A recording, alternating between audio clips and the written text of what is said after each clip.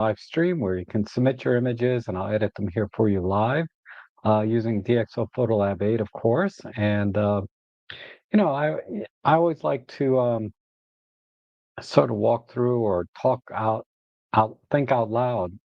uh, what I'm doing during the editing, so you can see my workflow, my thought process, and learn some of the tools in DxO and Photolabs. And also, I am an affiliate for DxO. So if you're new to DxO Photolab, I do have links down below that you can download a free trial. And if you decide to purchase it, you'll get a 15% discount using my discount code there. And your support is greatly appreciated. And for those of you that have been watching a long time, thank you so much for submitting your images and allowing me to edit them here with you. Uh, it's it's always a lot of fun. It's learning experience for me as well. And what I like to do typically is I'll edit, 2 or 3 images, and then go to the chat section, answer any questions you might have about anything I may have done, or any questions you have on Photolab 8 itself. And then I go back to editing, and also this week I sent an image out that you can download. So always check in the description of the video. If I give you an image, you can download one of mine and edit mine. It's always interesting to see what you guys do with my images. Um, I'm really surprised a lot of times how good the images look after you guys do them. So it's a two-way street here, and I don't do that every week, but I try to give something. This week I gave you an architectural type photo. Um, And I did edit that one myself, and I wanted to see what you guys would do with it. So I'll share you my edit along with all of yours. So with that said, good to see everybody. I see Kevin and William and Jeff, Larry, Paul. Good to see you guys. Let's go ahead and get started. I've downloaded the photos, and hopefully the audio and everything is good. Excuse me. All right. So we'll start here, one from William. We have a puffin. All right. So what I like to do is I have a basic preset that I've created that I just named Rob Default. It's basically optical corrections and denoising applied.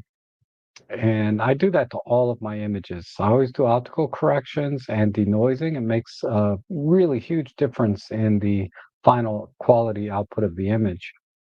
Uh, and for birding, sometimes I have another preset I created here called high res. Now, I designed this originally for high res shot mode files from our own system cameras to try to really get the most out of them. Uh, and I found that when I applied it to the birding images, it also works really well. So I'll start with that on any of the bird or wildlife type images I get. And basically all it is kind of the same thing, but I just ramp up the sharpening and some clear view and other defaults to bring out the contrast and details a little better. Okay, so let's see. Now the first thing I think about when I look at an image is the exposure and the composition. The exposure here is perfect. The composition is also very good, just front and center. Uh, my style, I like to fill the frame with the subject. So I'm going to start with that. So anything I do here is very subjective. It's not a critique at all on the image that you shot or criticism. It's just how I would edit the image if it were my own.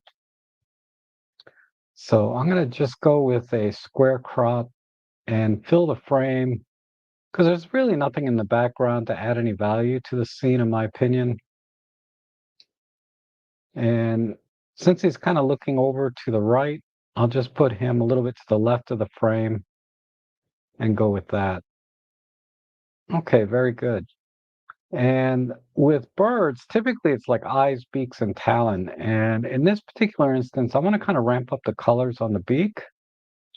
And I'll do that with some local adjustments. And if I find any exposure issues, I should have mentioned this first. I might go right to the global settings and make adjustments to the global exposure, but like I said, this one's exposed very well. So what I'm going to do here is I'm going to tighten up the chroma masking, which just limits the masking by color. And because I don't want to affect the greens around there too much, just the reds and oranges. And I'm just going to crank up the vibrancy here, maybe a little bit of saturation, like so. I'm going to spread that over into the eyes. Okay, that looks about right. And then let's do something with the eyes. See if we can just sort of ramp that up a bit even more. So I'm just going to push the shadows a little bit and then add some clear view and micro contrast. And that looks pretty good. Now I'm going to use the loop tool and just kind of zoom in and see. Gosh, I lost a lot of color in here for some reason. Let me see. Might be a setting I used in my high res. Let me go back to color and we'll try vibrant.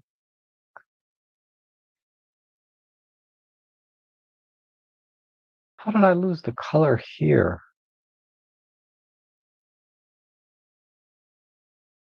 Let me see.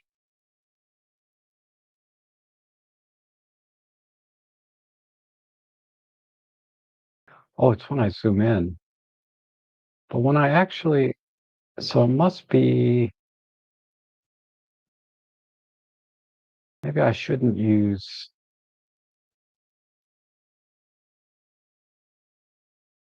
the force details. Add some luminance correction. Oh, the chromatic aberrations. I have that cranked all the way up. Okay. Let's just set those to auto. Okay. Yeah, I have to be careful here because the chromatic aberrations like purple and green fringing, and I cranked those all the way up to max for high res shot files.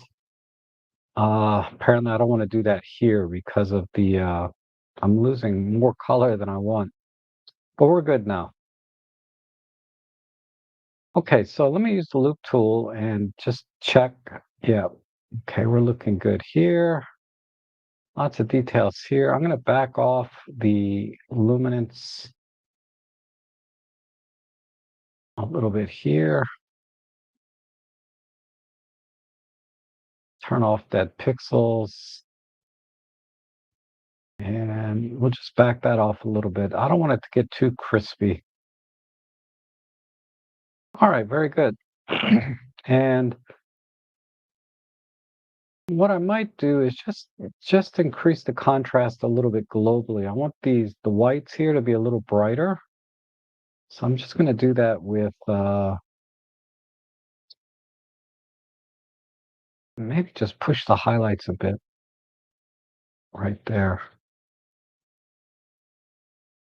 Yeah, so touch in the midtones.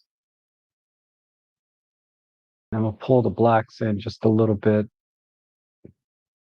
Okay, so a very mild S curve.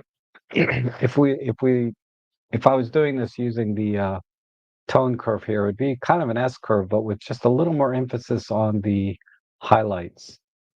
And I think we're good, and we're not clipping anything. I can just check the clipping a little bit here. So I'll just back that off a touch, and that's fine. I don't mind a tiny bit of clipping. Gives the image a little bit of a shine look to it. All right.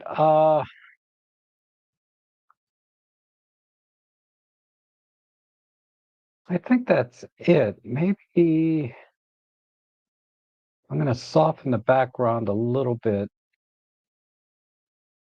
because it's just a tiny bit busy. I can do that by just pulling back the micro contrast.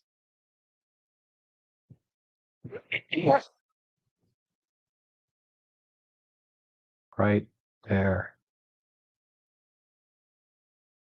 Make that a little tighter. Oops, wrong one.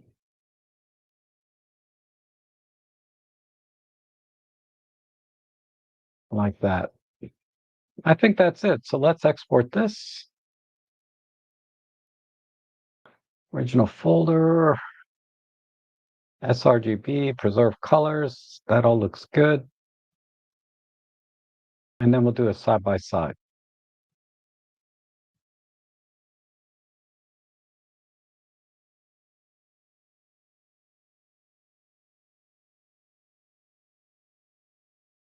And we'll do a compare. I'm going to reset the original so we can do a direct comparison to the output.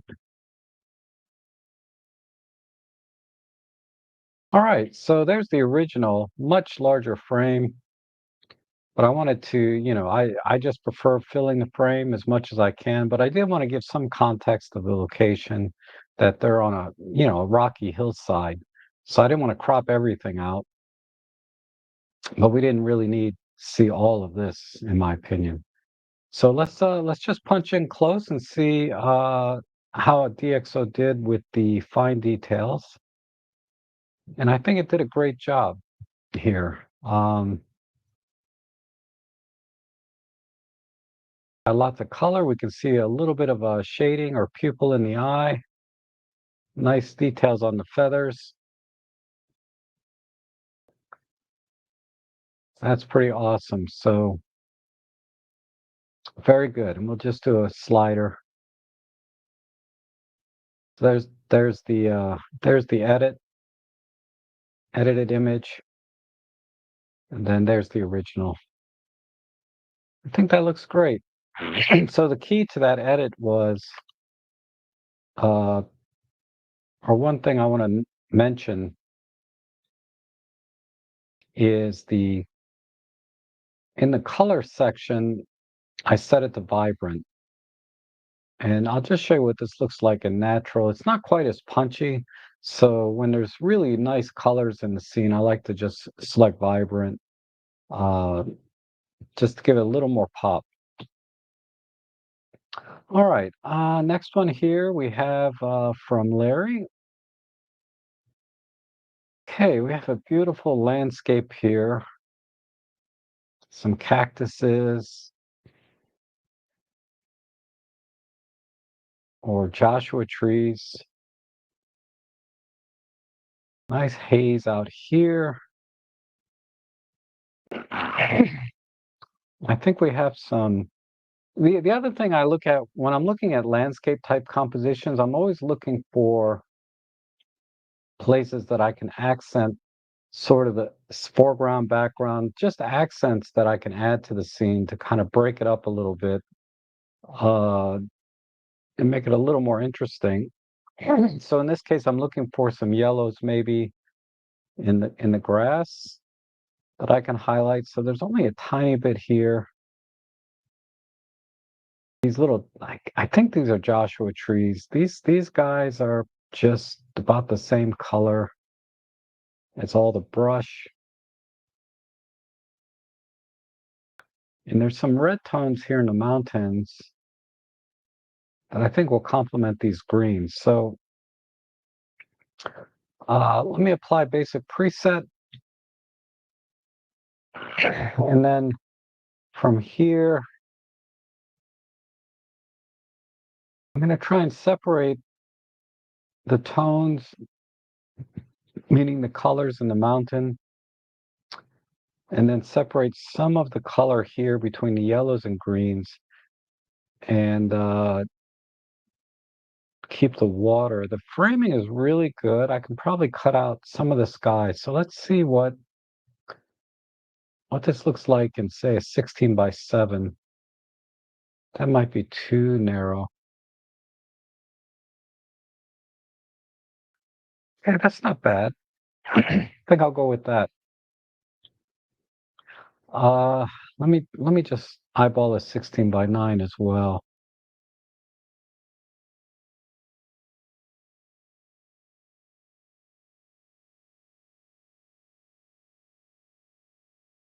Okay. Yeah, I like the 16 by 7 a little better. So I'm gonna go with this.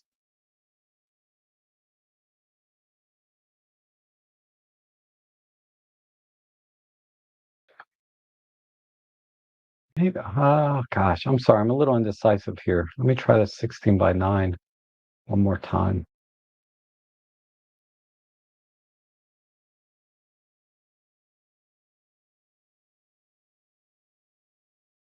No,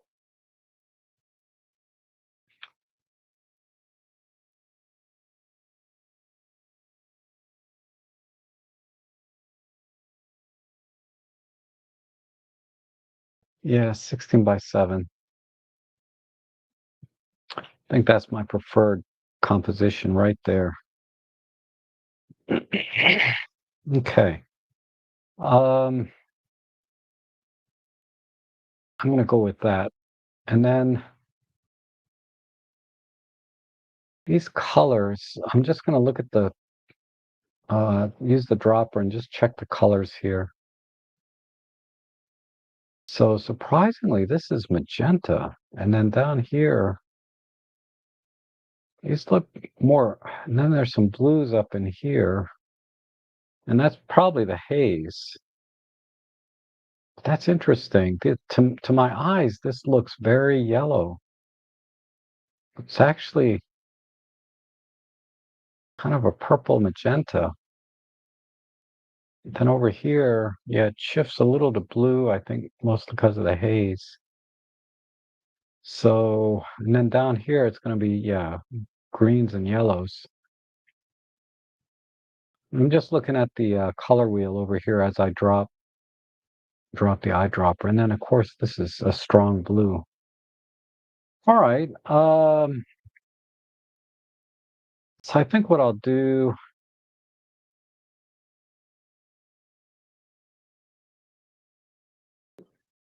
and the exposure looks fine. I think, let me try just a simple, see how tight I can make the masks.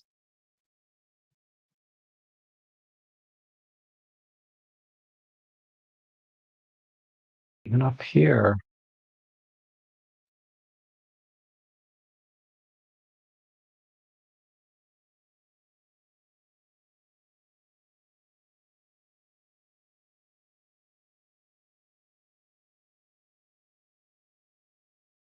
okay, let's tighten that up to about 75. I don't normally go that high, but the colors here are so similar. I want to make sure I separate them. Okay, let's try vibrancy first. So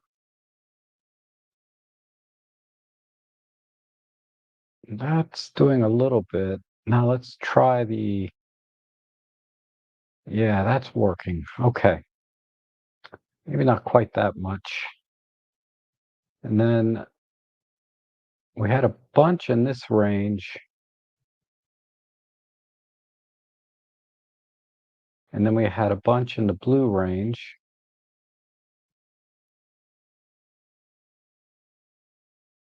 Go back here.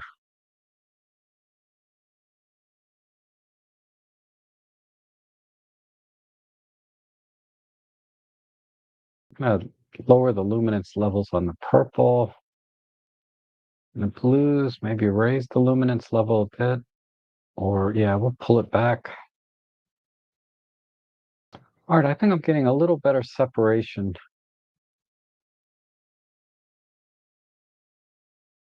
Let me go back up to my chroma mask. If I crank this down, yeah, about 70. Okay, I think that works. We have a nice layer from this area to this area. So basically I'm trying to add a little depth to the image via color. I don't want to lose that sort of soft haziness we're seeing, except maybe I might do something in the sky, but the mountains themselves, I want to kind of leave a little bit soft. Um, yeah, I think we're okay. All right, let me work on the greens a little bit here. Um, I'm going to try and separate the greens and yellows a bit.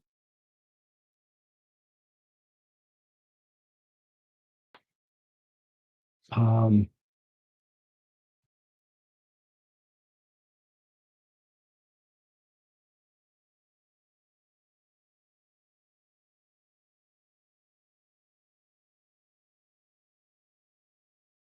let's go down here and just tighten up. I'm going to try and just pick the greenest part. Of course, my eyes are deceiving me today.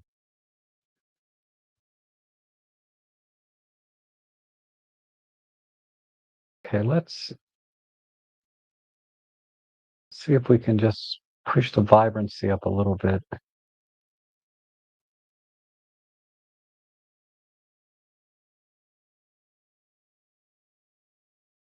Okay, now let's push the yellows. So we'll do a new control point, and I'm going to do a tight, very tight, like about 70 again.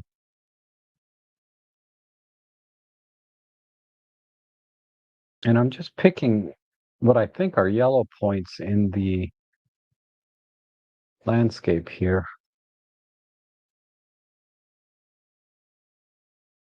All right, and a little bit of yellow there. Okay. So I'm going to select the yellow specifically, and we'll just spread this into the reds and brighten those up a bit.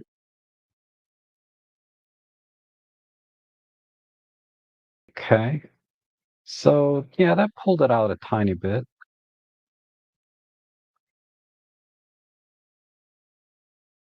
Maybe right there. Use a smaller control point in these areas.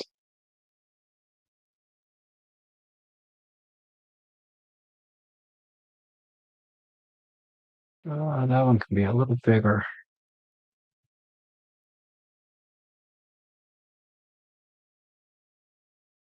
I'm gonna back off the luminance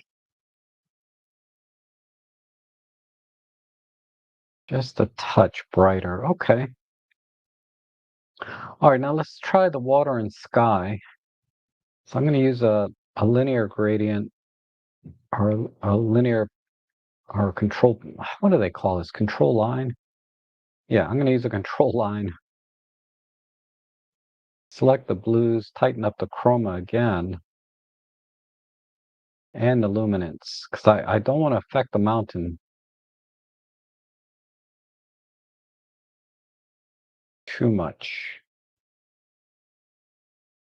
All right, good. So let's just pull the highlights in just a hair, add some clear view.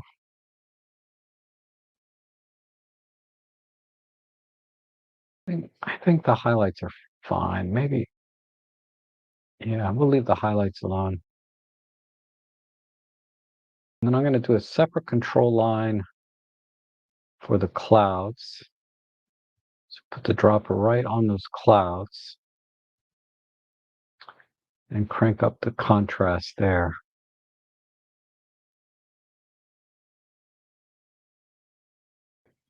Okay.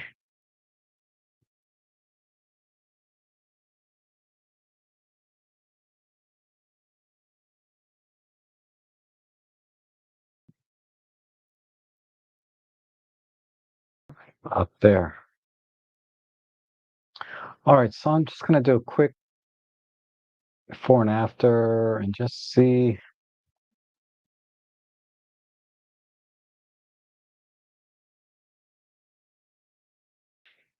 All right, I think uh, the yellows here are a bit too strong.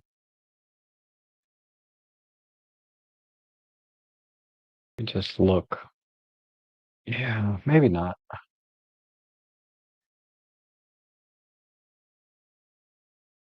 I mean, let me go to the water and then I'll come back. So the water, I'm just going to push the clear view and pull the blacks in.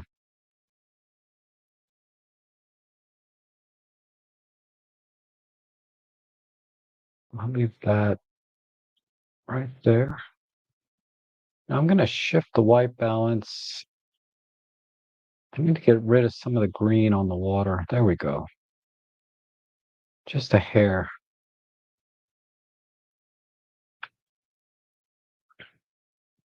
All right, let me globally just desaturate a little bit. Uh, Maybe pull the vibrancy in. The colors are just a bit too strong.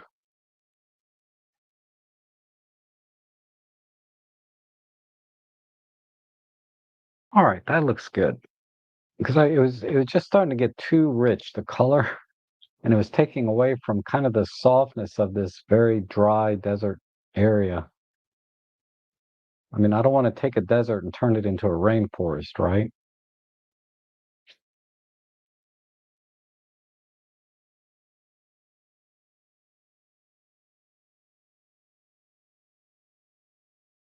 Okay, I think that's it. Um, Let me try some different color palettes here.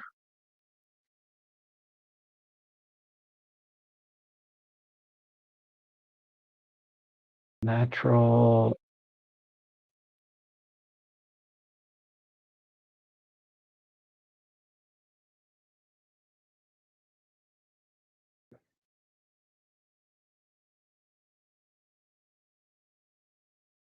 portrait 2 versus vivid. Let me go. I'm going to go with vivid. And then see where we're at. Okay, that's better.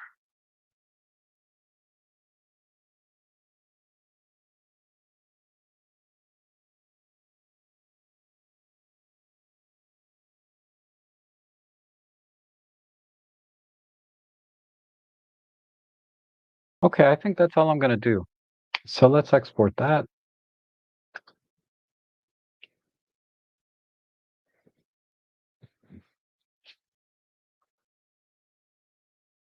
And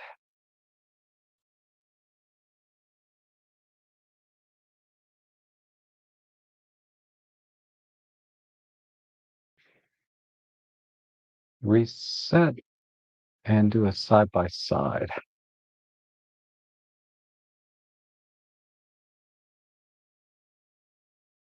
Compare it to the output.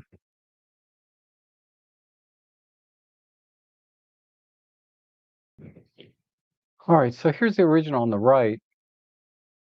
Arguably, the full frame here captured is nice as it is in terms of composition. But all I wanted to do was primarily just separate the tones here in the mountain, and then just accent some of the yellows in the grass. Other than that, but I didn't want to lose the haziness that I saw here because I could certainly apply clear view and bring that out more, but I think it looks more natural this way and not overcooked. So there's the before, a little bit flat, and then here's the after, bringing the foreground nice and crispy and lots of contrast, but then softening it up as we go to the background. Um,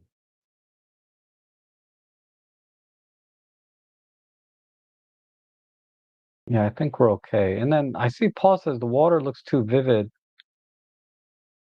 but even in the original, the water is pretty dark right up in here. So as we go across, really all I did was make it darker and shift the green a little bit. I didn't add any color to it, I don't think. Let me double check. Um,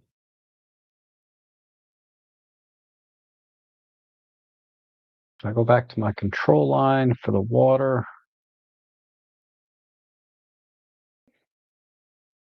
I can back this clear view off a little bit, but I didn't All I do is add shift the green out a little bit. I didn't add any. Yeah, I didn't add any color. In fact, I pulled the color off a little bit.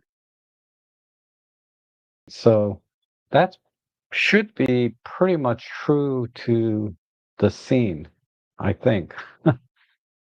I mean, I wasn't there when when this picture was taken, but that should be pretty true to the scene. Okay. And then I see Anthony, you say you're having there shouldn't be any reason for that to happen because the link goes to the Google Drive. It shouldn't go to Amazon at all. So I don't know why you're having problems there. Because I don't think I have any Amazon links on that page. So I don't know, maybe clear your cache and your cookies and see if that works. Close your browser, open it up again. I'm not sure why it would go to Amazon. That's weird. Because when you see that message saying sorry, that means it's trying to go to an Amazon page where there's no product. Uh, I I shouldn't be anything there. So, as you can see, I got plenty of images here downloaded. Okay, we have a portrait here. Let me see who this was from. Uh, this is from Limbicana. Okay, very good. All right.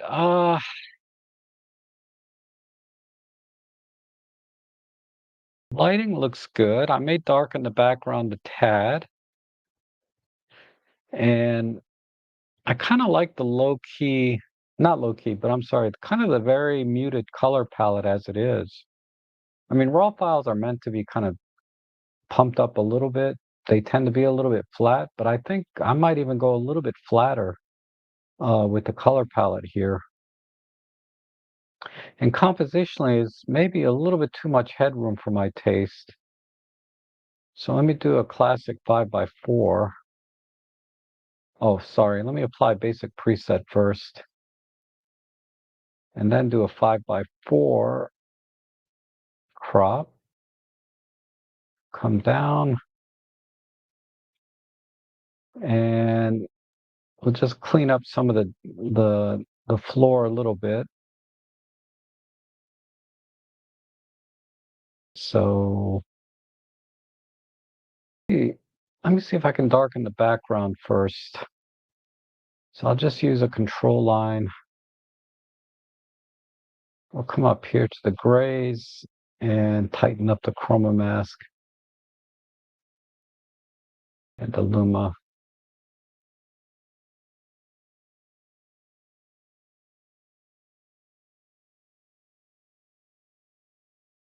And we'll just hold the midtones a bit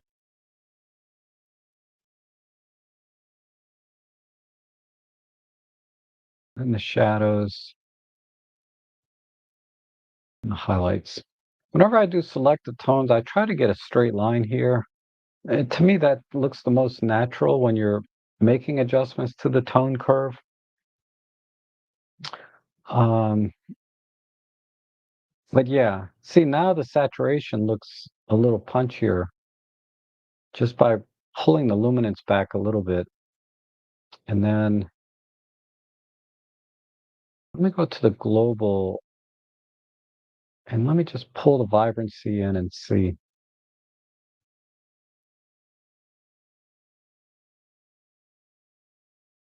I would like a little bit softer. Let's try saturation. No, I think vibrancy is the way to go. I'm just going to pull this back. This will reduce sort of the color contrast by pulling vibrancy rather than pulling saturation. And that's kind of the look I'm going for. Okay. And then let's try a portrait profile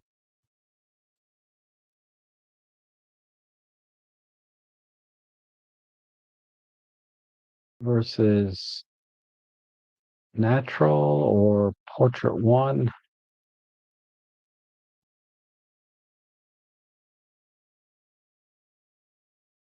I like portrait two. I think that looks pretty good.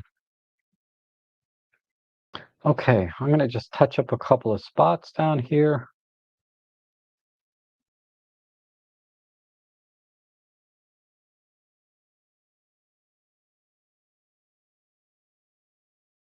Okay, little dots here and here.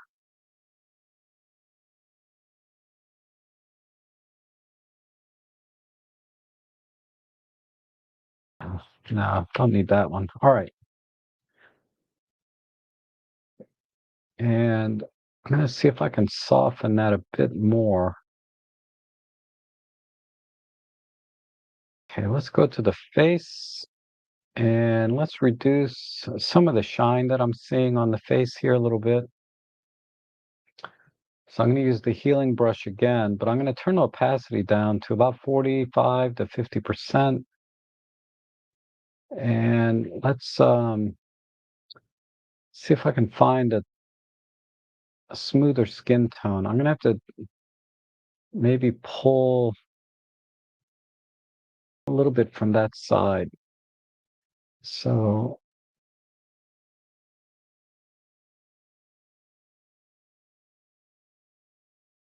let me see something. Okay, let's try.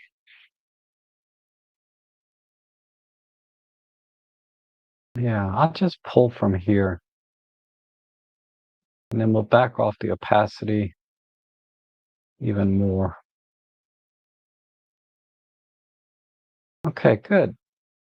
And then let's pull off some shine from there. And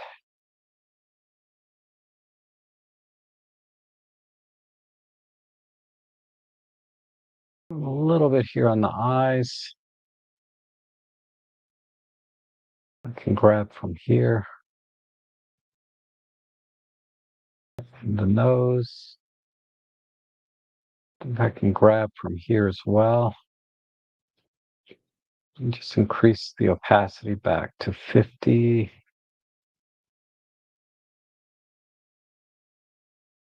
A little bit here. Apparently there's AI software out there now that'll do all of this, but it really doesn't take that long to do it this way. Pull a little bit off the eye here. See if I can use this area. Yeah. And then in here,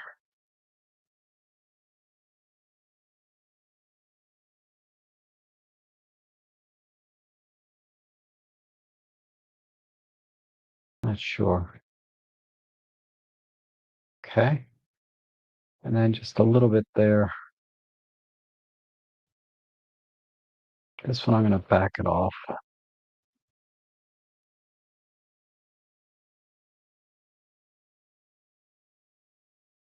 This one I need to back off a little bit.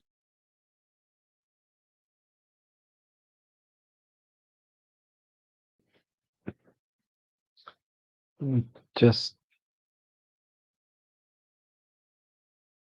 okay, good. Then maybe in the ear, just come in real close here. You can pull from here and here and here.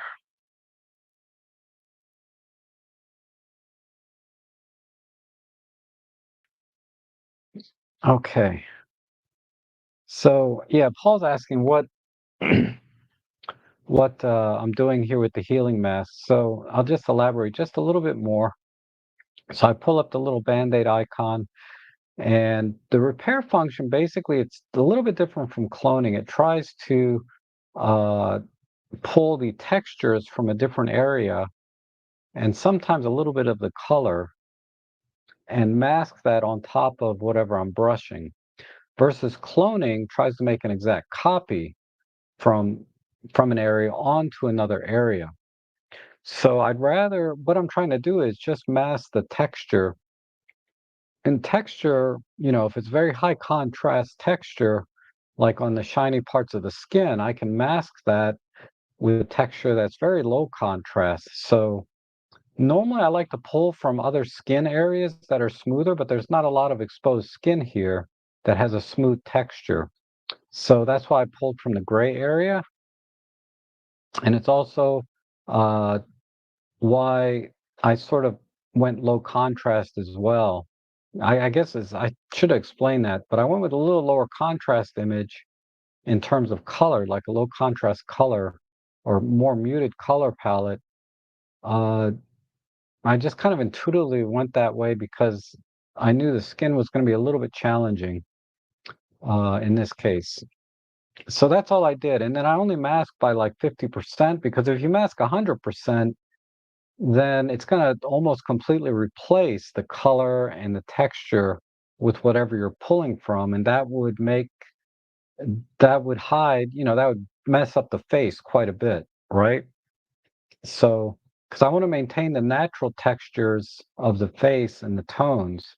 So that's why I set the opacity down to between 30 and 50% in that range. So if we just look at the face, and I'll click on compare.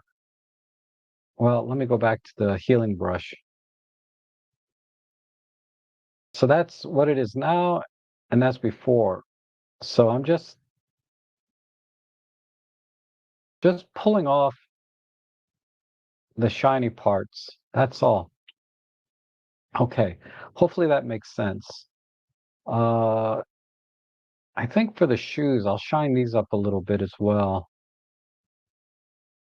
Maybe not. That might distract from the tones. But this little shine here on the chair, definitely I want to get rid of.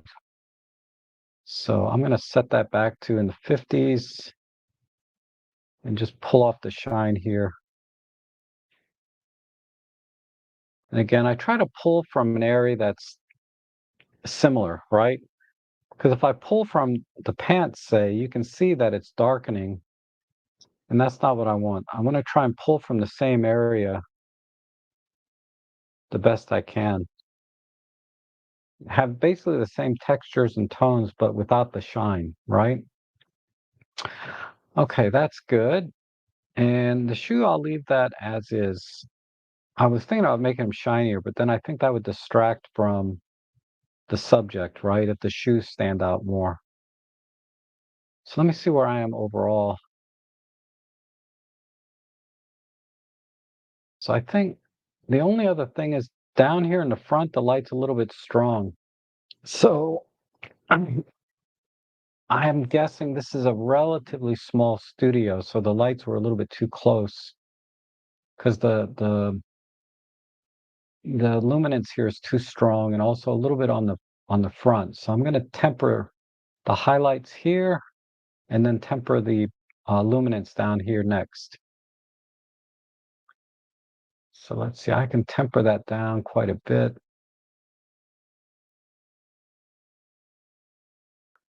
And then we'll use a control line to temper the tones here.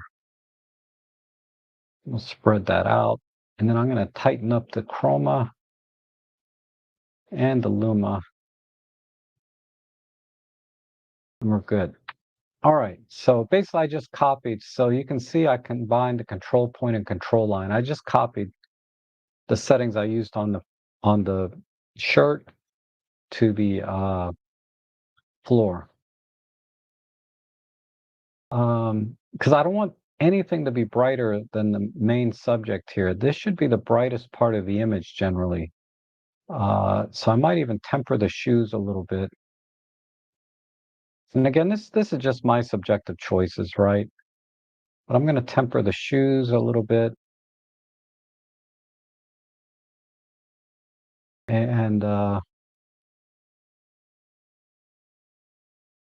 in the hands, I think we have just, yeah, there's a little bit of shine there, but I'll leave it. I think that looks okay.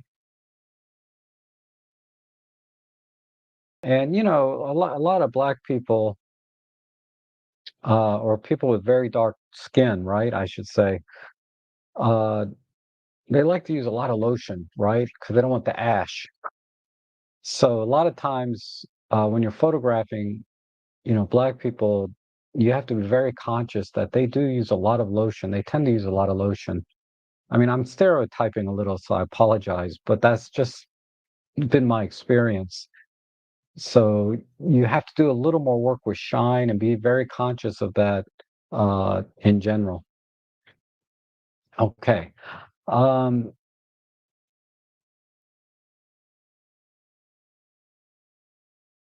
I think we're good. Maybe a slight vignette. That's just a stylistic choice. So I'll just drop something here in the center, maybe vignette around the person, and I'm going to put the luma and chroma down to 0. So I'm just manually creating a vignette. If you have film pack installed, you can just make a vignette directly using the vignetting tool. I'm just going to do a very subtle pull on the exposure, maybe a half a stop, even a full stop. Yeah, full stop looks pretty good.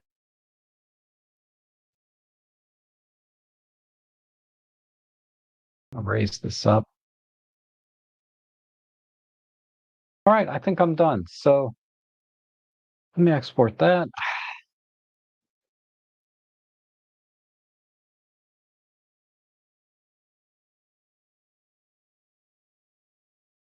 And we're going to compare with the output. Let me reset the original.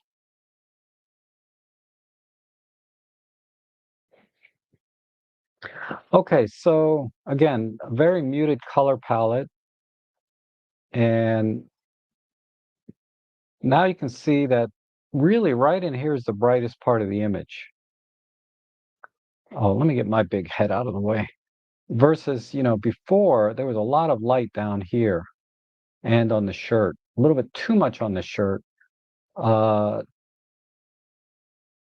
and the background was a little bit, I mean, in terms of luminance, the background was almost as bright as the skin tones. So that's why I sort of muted everything. I would darken the hands a little bit too. I should have done that. And the shine is not so bad here, but the hands are a little bit brighter than the face.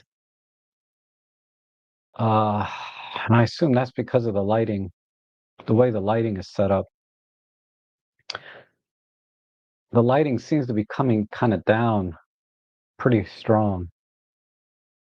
But I think that looks good. So let's do a slider. So there's the before, and there's the after. A little bit softer, arguably more masculine, I think, look because of the muted colors.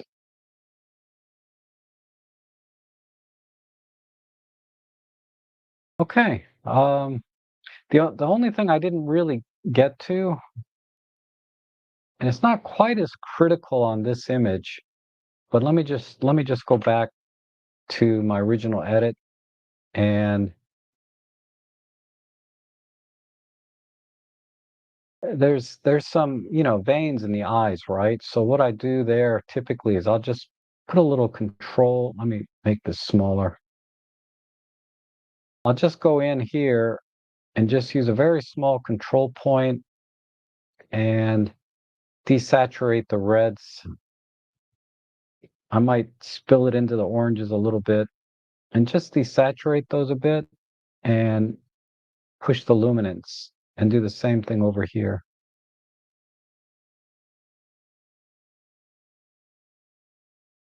I'm going to move that right into there.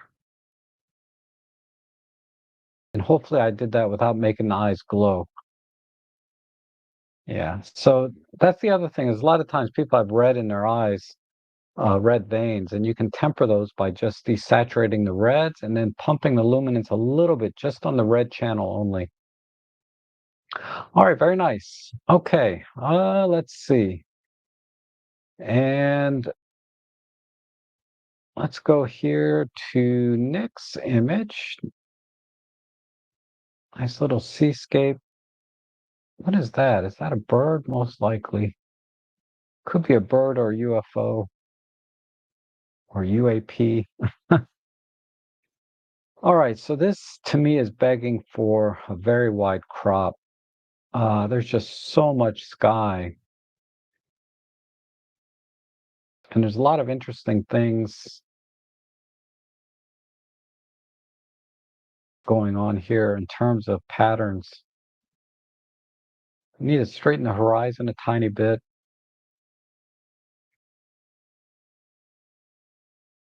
So let me apply basic preset first, and let's straighten the horizon. I guess I could use a line tool. Pick here and here. It's a bit much.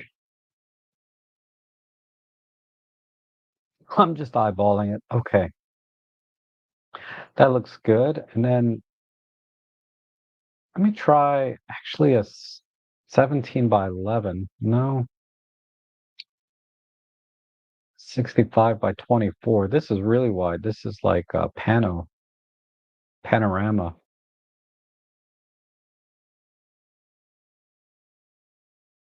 And I'm gonna go there.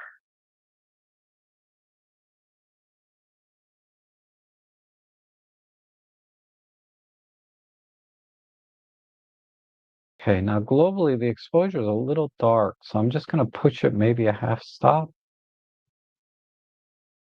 Okay. Let me look at my histogram. Yeah, I think we're okay. So the water, we're gonna make the water darker though.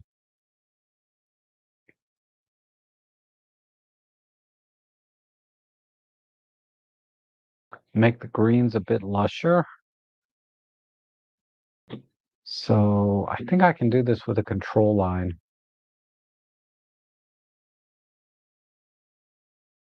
We'll start about here and spread it gradually. We're gonna tighten up the chroma quite a bit.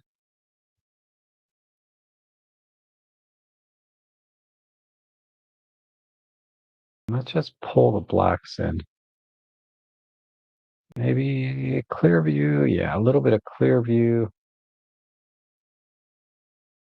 I'm gonna push this up a bit. Okay. All right, now let's that affected the landscape just a little bit. So I'm going to offset that and tighten up the chroma again and the luma and just add a little bit of exposure back in like this. Okay, the water, I can now go a little darker.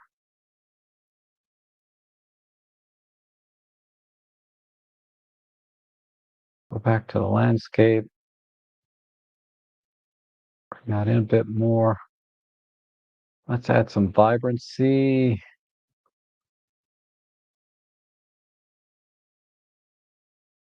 Tad of saturation.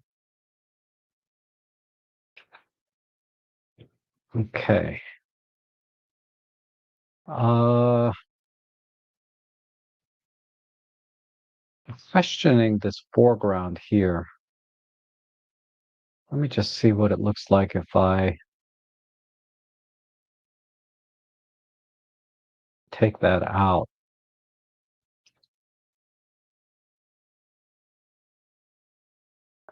Not really. I'm losing too much foreground.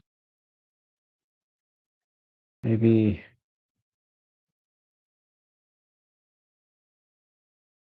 and I like to just reference these rule of third lines just to get an idea of what the depth looks like. I think that looks good right there.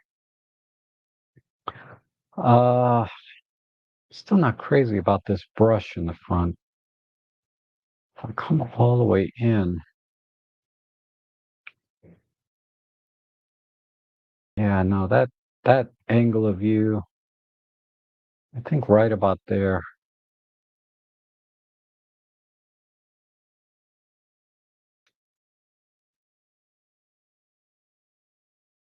All right, so we're doing good. Okay, let's bring a little clarity back to the sky. So I'll use a control line again, but this is going to be a very narrow one. Move that up here. We'll just add a tad of luma and chroma there.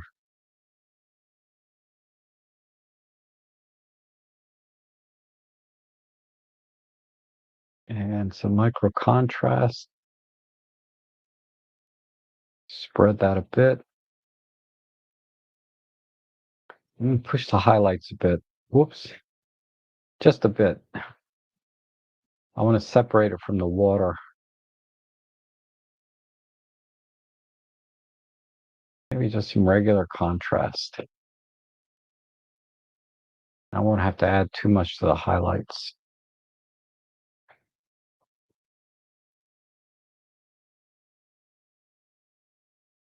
Okay. Move this up.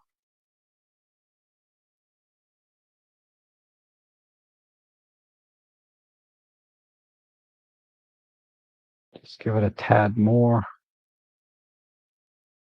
Add some micro contrast in there.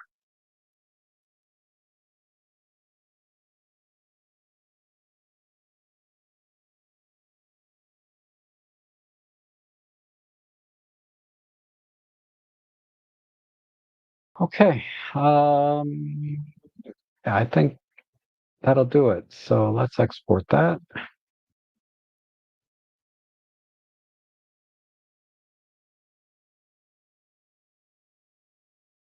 And we're going to compare it to what I just created. Reset the original. Okay, here's the original, right? Like with most wide angle shots, you're kind of forced to capture more than you really need, I think, in terms of uh, negative space. And if we do a side by side, I think this composition just narrows it down to the details, right? The landscape, the water, and a little bit of sky, which is all hazy anyway. Uh, Also, I wanted to separate the sky a little bit more in terms of luminance. As you can see here, it's brighter, or as opposed to the original, it's pretty much flat from the ocean to the sky. Whereas here, the sky and the water are a little better separated. So if we do just a slider view, there's the original, and then there's the edit. I think that's pretty decent. I could have recovered a little bit more in the shadows, but I didn't want to lose sort of the contrast uh, in the foreground. So I think that works. Yeah. Okay. Um, let's see. We have one here from Paul.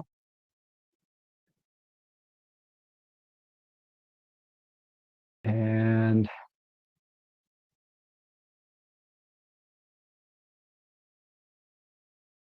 looks like some variety of crow here.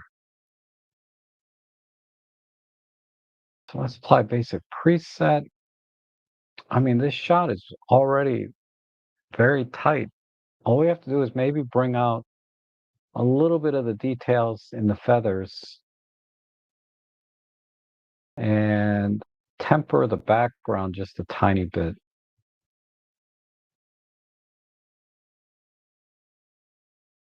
So I'm going to try with a control point. The eyes, beaks, and talons, or the eyes and beak are already kind of where we need them to be. Let me zoom in. But I want to just see if I can bring out a little bit in the shadows. Uh,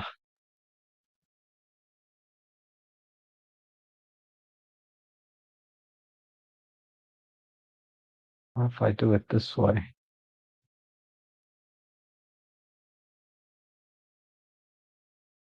Oh, it's a rook? Okay. I just see a black bird. I'm like, okay, it's a crow or something. He's looking right at you almost, right? So yeah, I just gonna bring out a little bit in the shadow area, and let me just temper this a little bit.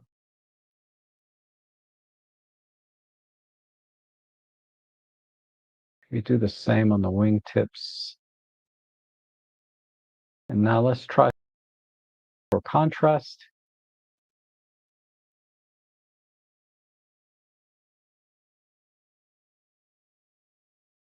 Back this off a little bit.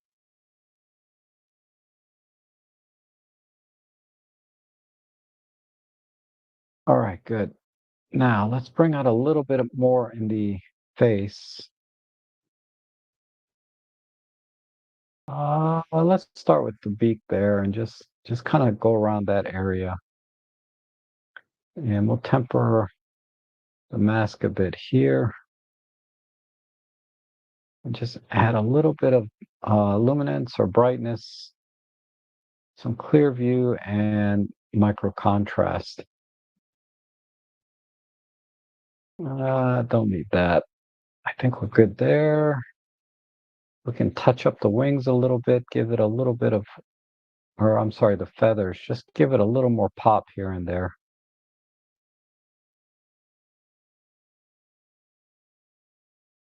Maybe on the ends.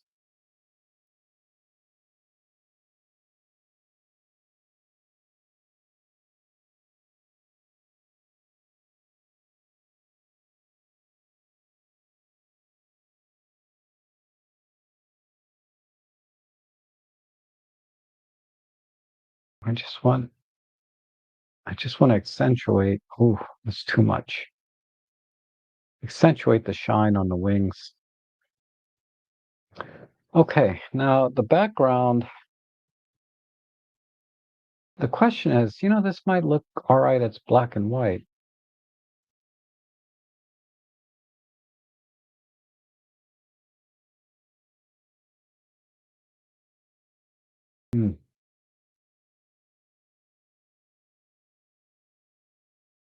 Because the colors in the background just are not working for me.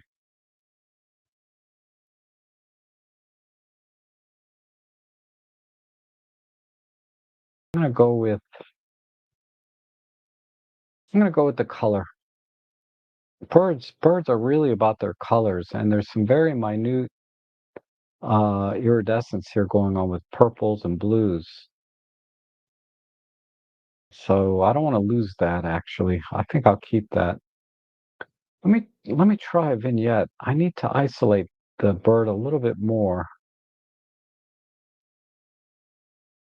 So I'm going to turn off the chroma and luma, invert that, and just pull the background back a little bit. Maybe pull the blacks in.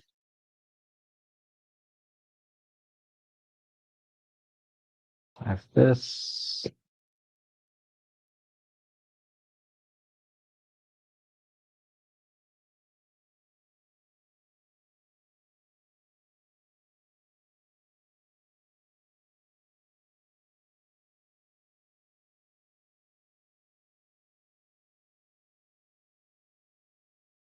We'll leave that at 0. Just spread that out.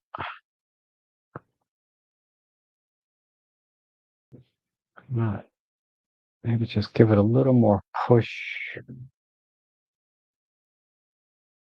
here, and a little bit more pull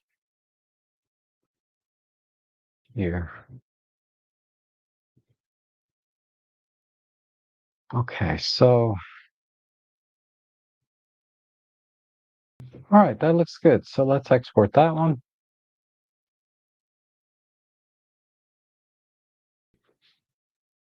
So it is part of the crow family, but white faces. So, okay, good to know. I mean, I'm not a bird expert by any means. Uh, partially because I can't remember, even after I read about a bird, I can't remember the name of it half the time and all the varieties of it. Okay, let's do this and reset and do a side by side.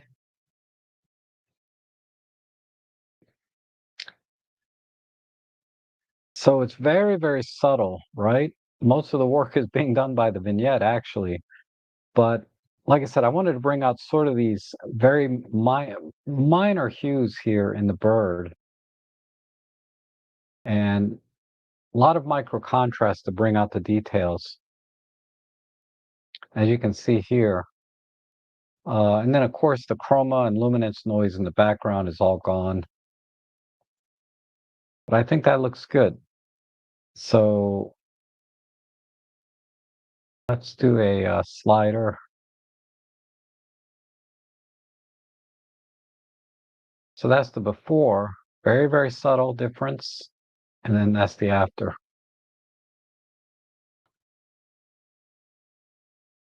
Because here, because it's low contrast, we're not getting that nice separation of blue and purple. Whereas in here, I think we're getting that now. And then just a couple accents on the highlights to bring out the shine. All right. Awesome. Awesome shot there. Okay. And let me just go to the chat section real quick. Uh, where's my webcam? There we go. Where's my chat window? All right. So I see Anthony's having trouble. I don't know why that's not working for you. Excuse me. And Larry's saying, I want to print that landscape. How large can I go? Really, let me look at your landscape again. I don't see any reason you can't go as big as you want because we're at 24 megapixels as it is. And I cropped it down to about 15 megapixels. So if you want a high quality, because when they talk about prints, it's always about uh, viewing distance, right?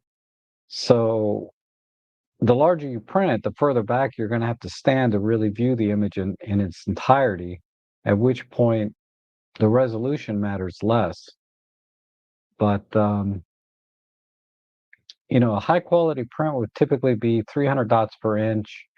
Magazine quality is closer to 150 dots per inch. I mean, somebody correct me if I'm wrong, but if I recall, that's what they typically do. So if we do a calculator 6,000 pixels wide divided by 300, so that's 20 inches wide. So 20 inches wide for super high quality, and for magazine quality, double that, I imagine, right? Divided by 150, 40 inches. So you can do a 40-inch print, right? Because your viewing distance is going to go even back further, and the human eye is not going to perceive any difference in detail. But that's kind of what you want to look at when you're printing large. Is there's calculators online that will tell you viewing distance versus dots per inch, and then you can divide that by your pixels and sort of get an idea of how big or small your print can be. But I would say 40 inches, no problem. Even a billboard, right? Because then your DPI is down to like 10 dots per inch or something like that. Uh, so don't worry about it. Print as large as you want, basically. Uh,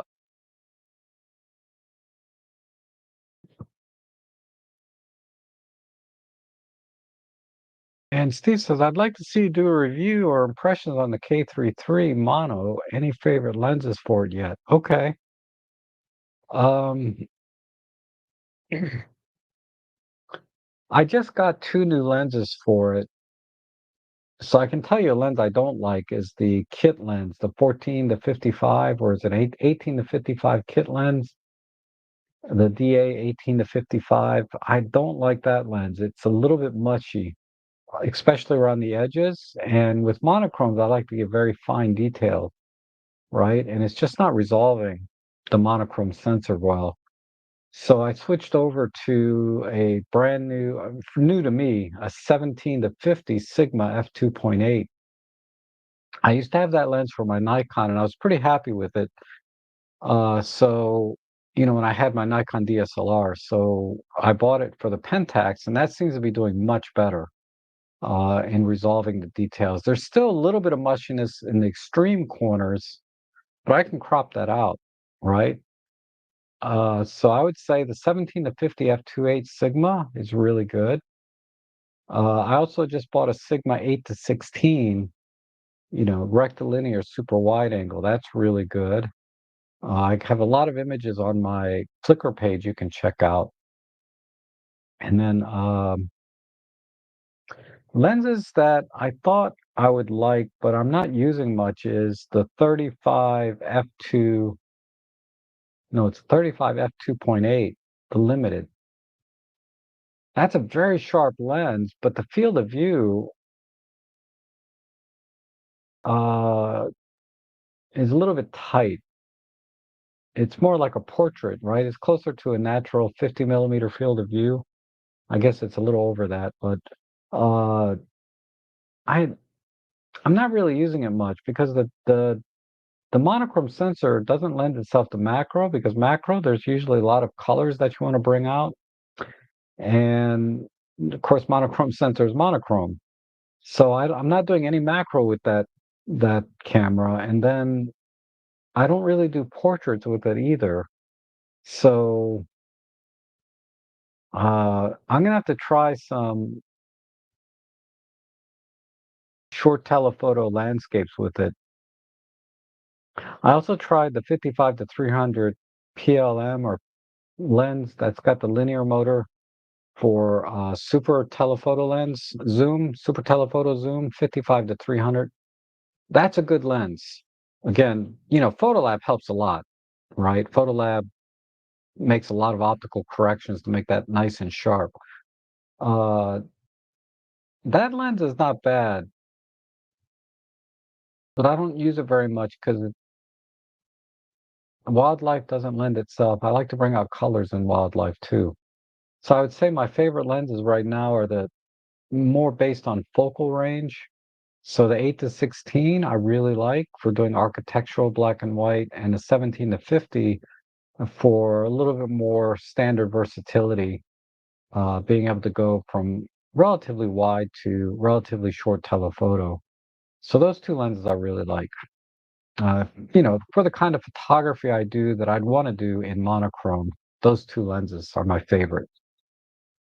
I think Pentax makes some nice lenses in those focal ranges, but I had such good deals on those Sigmas, and I'm familiar with those lenses because I had them for my Nikon. That's why I went with those.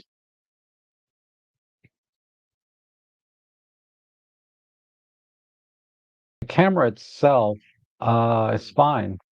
I finally got the autofocus to where I think I can pretty much nail focus most of the time. It's still gonna miss occasionally, but that's where I was kind of struggling the most. But I'll have to talk about Pentaxes separately one day because I have a K3 Mark One and a K3 III. Um, a quick smart selection would fix that. I'm not sure where we were at in the editing when you brought that up. And Anthony says I was going to send you one of the photographs of the white throat sparrow that I've taken. I don't know if you can. Let me check my let me check the download thing. Need to open up, see if anything's come in, and then I'll get back to editing here.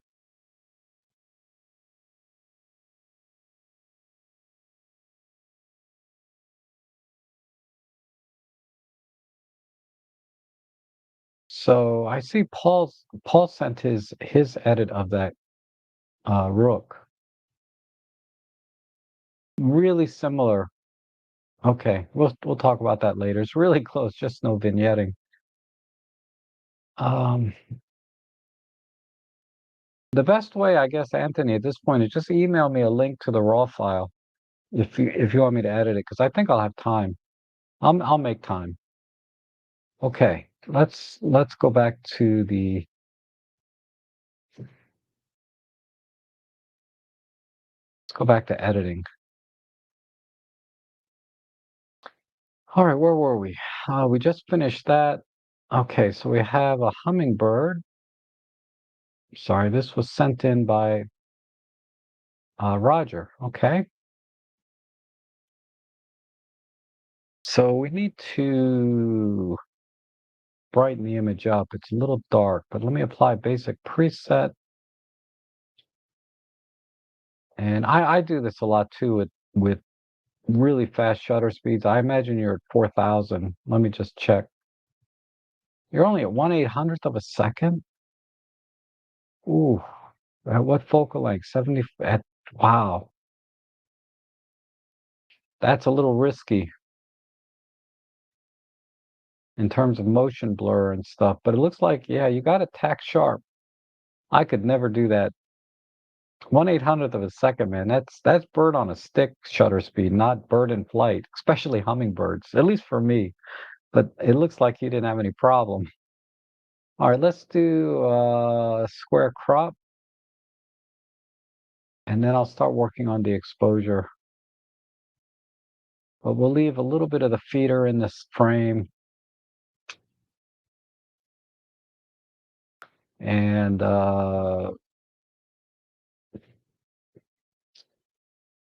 let's see if I can. Let me just do a global brightening. I'm gonna have to temper the reds a little bit, but I'm just gonna do a linear push on the exposure.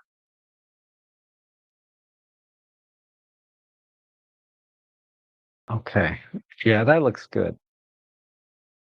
And then I'm gonna temper this red with a control line. Select the reds, just pull that back down a stop.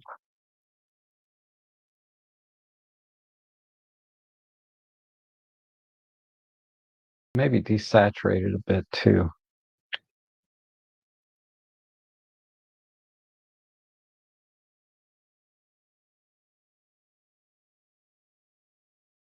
Right about there. Okay. So let's see if we can bring out some of the greens and details on the bird. So I'll use a local control point. The eye is a little bit too dark. I don't know if I can, oops, recover that. Let me see what's in here, if there's anything. Yeah, there's not much.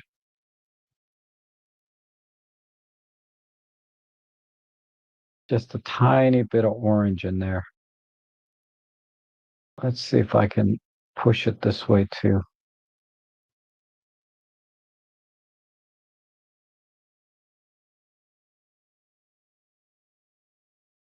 Just a tiny bit.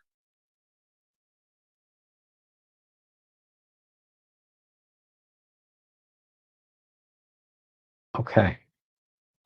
Now the same thing for the greens. Put the control point right on the green, and we'll keep this relatively tight because I don't want to have like saturated greens in the background, just on the bird itself. So I'm going to use very small control points with multiple control points. So I'm basically duplicating the control point by just clicking new areas.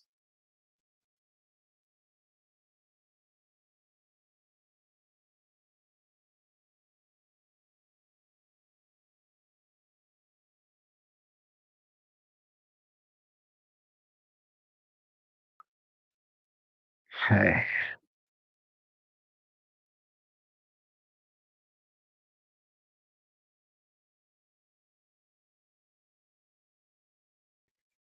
Okay, let's try. just green.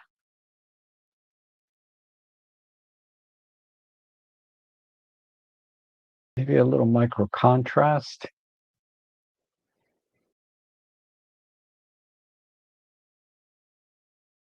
Okay, good. And I'll go back here and just add a little bit of extra sharpening.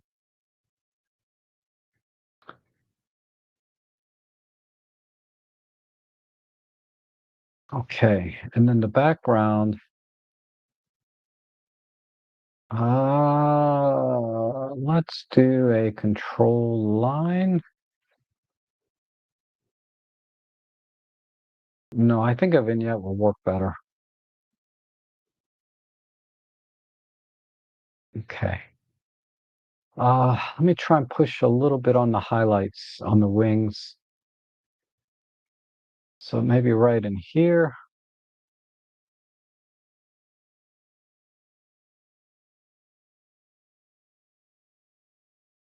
And here. The talons look okay. Add a little bit of light there.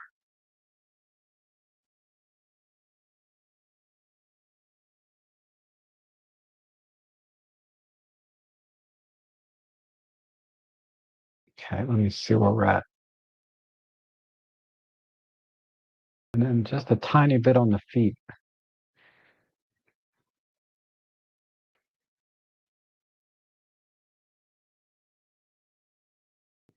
Tighten up the chroma.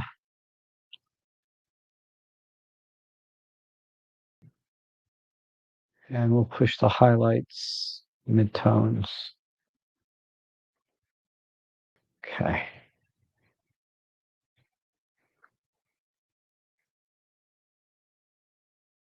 Okay, and Roger's saying, would it look better with a darker background? It's subjective. I don't mind the lighter background on this scene, but I am going to add a vignette. So let's try that. So I'm going to zero this and zero this. And actually, let's not zero out the chroma.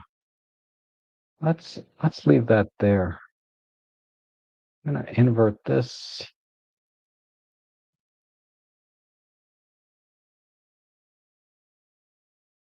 And let's move it around.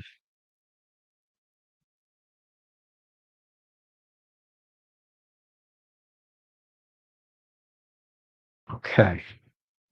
Yeah, I think that works. So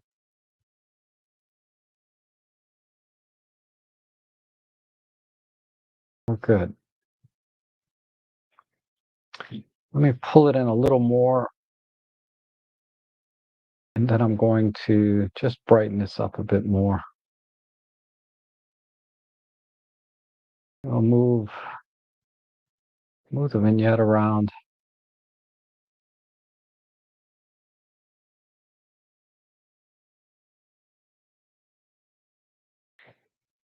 All right, let me see where I'm at.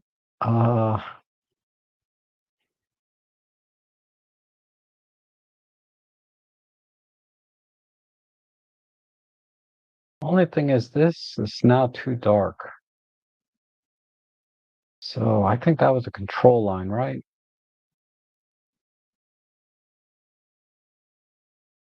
There, that's good. And then I did do some on the red. No, we'll pull the red out. Okay, good.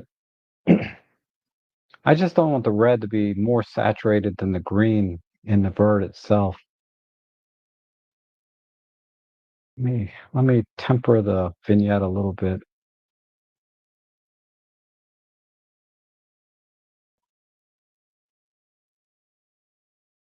And the bird needs to be brighter.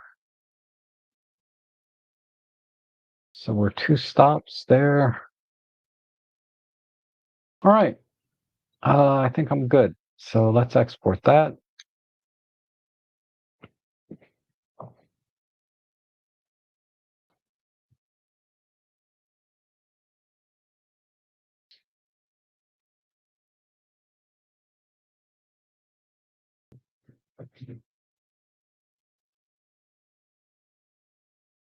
All right, so clearly this was underexposed, right?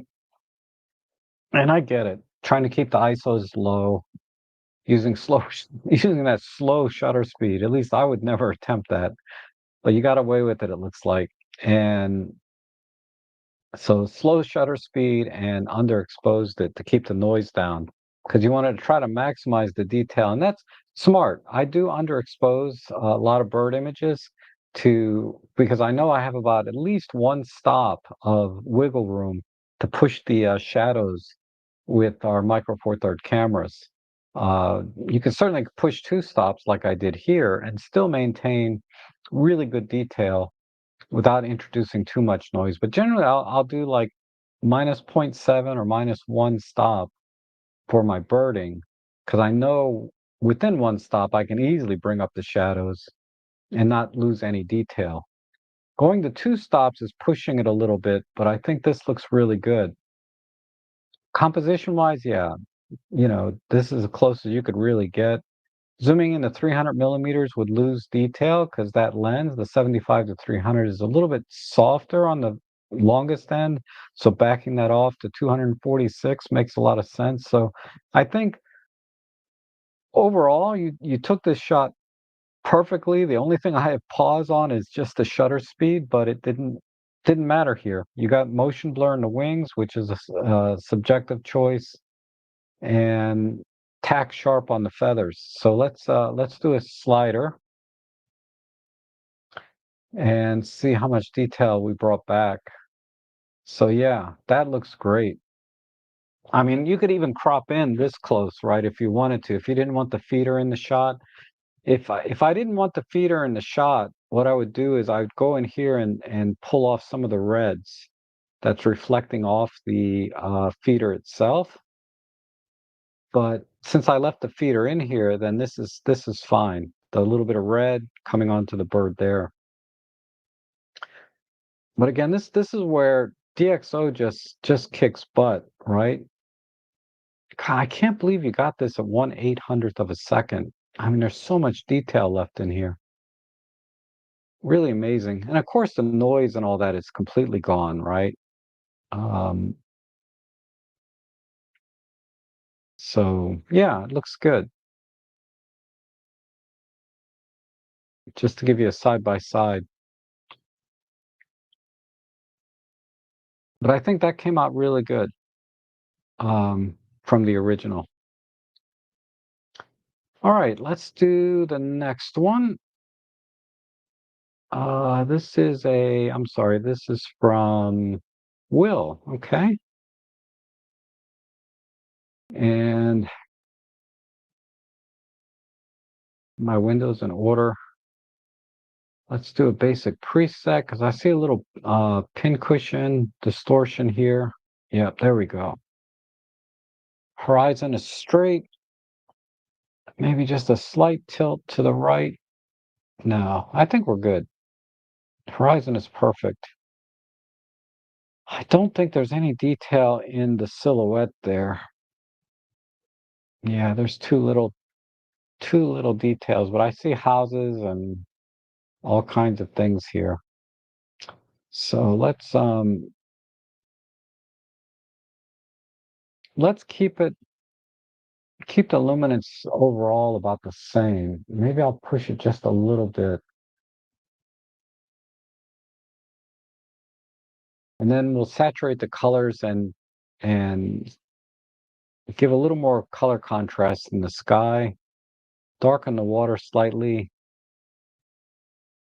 Maybe go to a 16 by 9. Let me see.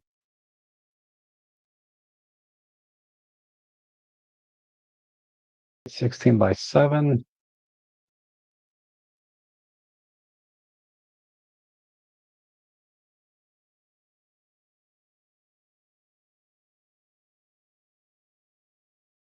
I guess that's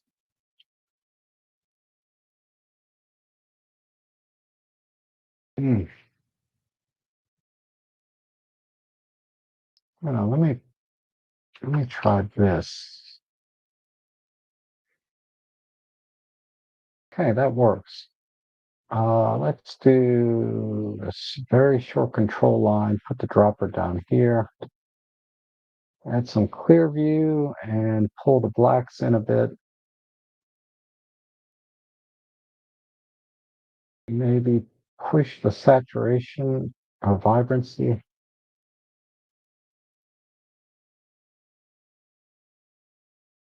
And let's try cooling it off a little bit extra. See, we're at 55. Let's try 53, right around there. And then let's do the sky. So I'm going to make a new control line. Start somewhere in here. Actually, we can go in pretty tight.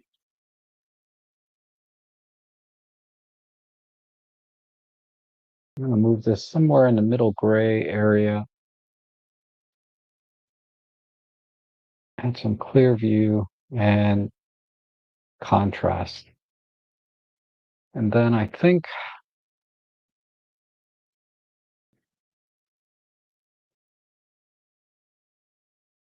about there. I think I've done this image before. I have. I had it this last week. I I I have done this image already. I guess I forgot to delete it from the. But this, yeah, I've done this image. I just need to I'll have to look at my old video and see. This is pretty much what I would do with it though. Right here. Damn, I'm sure I've done this image before.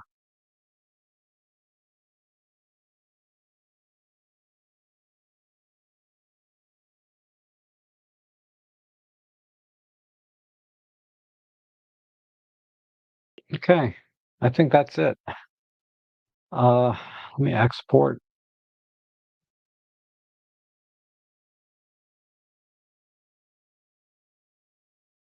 If I didn't do this before, it's very similar to one I did, but this cloud pattern looks really familiar. Okay, let's reset.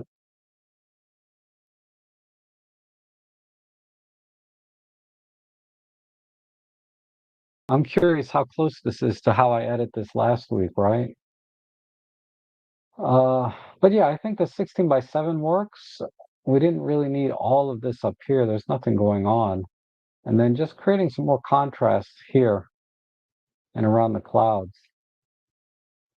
And then of course the water just needs to look a little bit shinier. And that's it. Okay, let's see. We have one here from Seascape. And looks like a wheat field with some stormy clouds. Horizon's a little bit crooked, maybe. Let's apply basic preset. Exposure is a little dark, so I'm just going to push it just a tiny bit, like a full stop.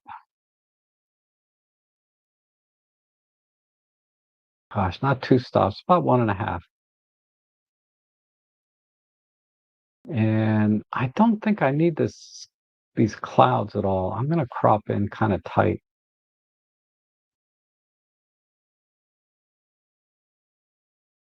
Just right here where the focus is.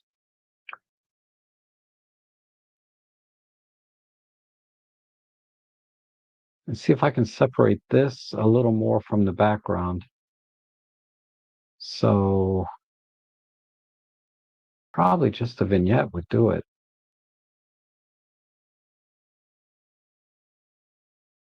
Invert that.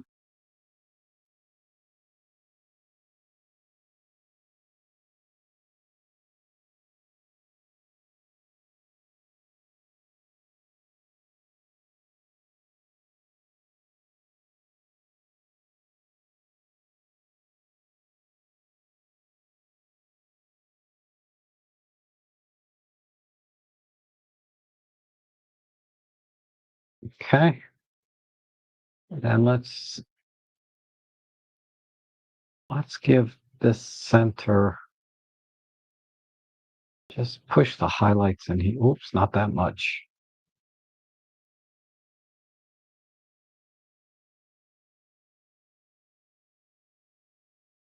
We're basically creating two vignettes, right?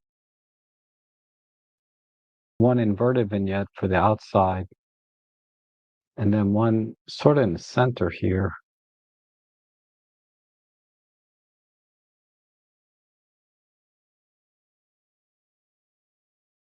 This is monochromatic. Oh, that's interesting. Uh, let's do this. I like the black and white. Now I can see I have a little bit too much.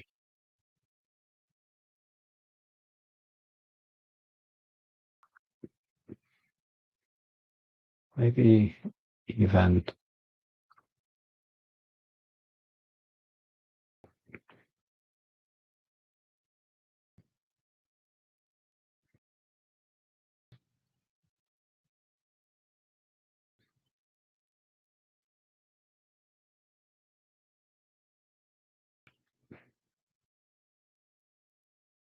Okay.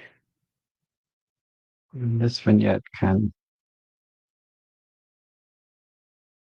soften up a bit.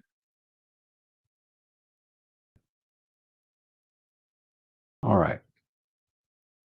And this one, I'm going to give some micro contrast.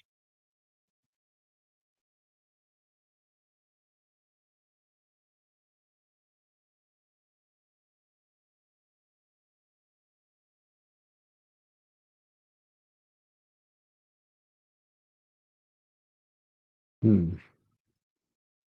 I need to make this stand out a little bit more.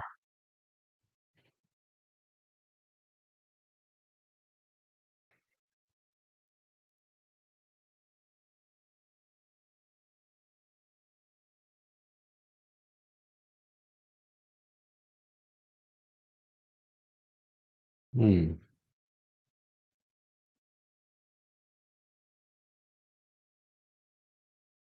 Yeah, that helps.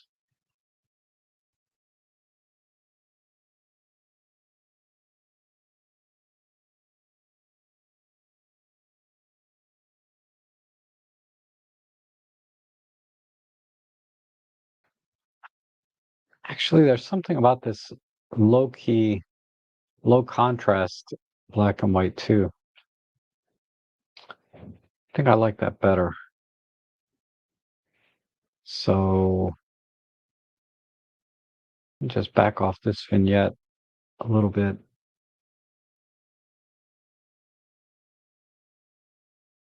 go the opposite direction.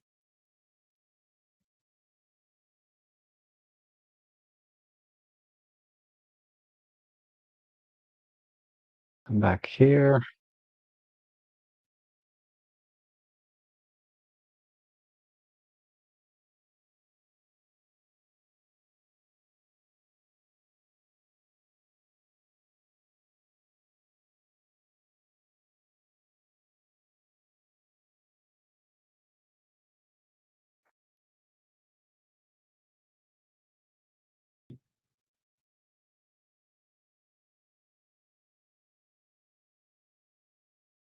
Gosh, I can't decide creatively what direction to go with this.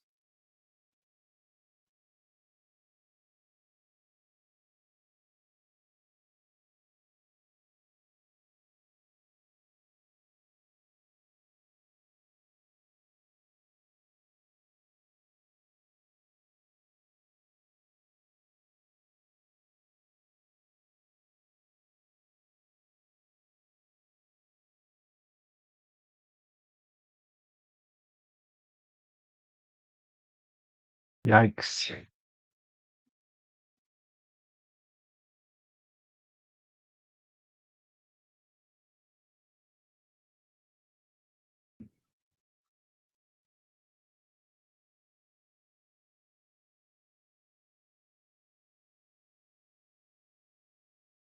I am lost. I am lost here.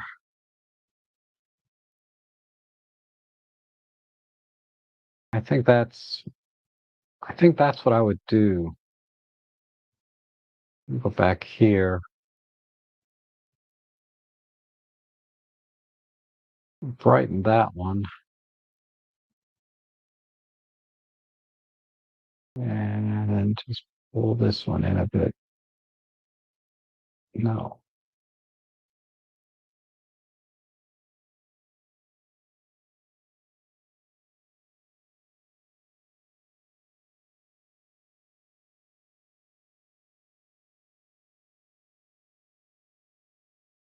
Okay. Maybe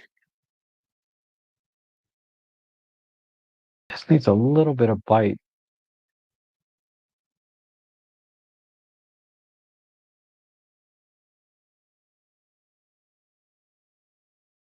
Yeah, that works. Reduce the micro contrast. Pull the micro contrast even more.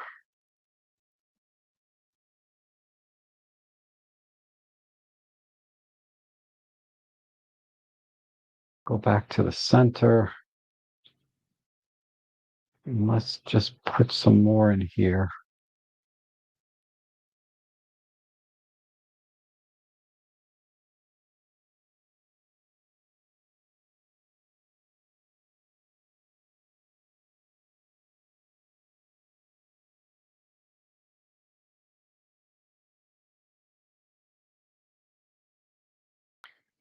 Okay, I think I'll just go with sort of this kind of high key look. Let me see if I can exaggerate that even more.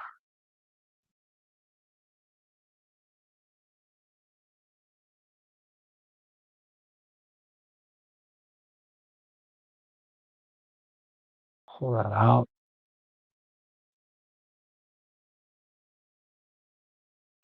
All right, let's export that.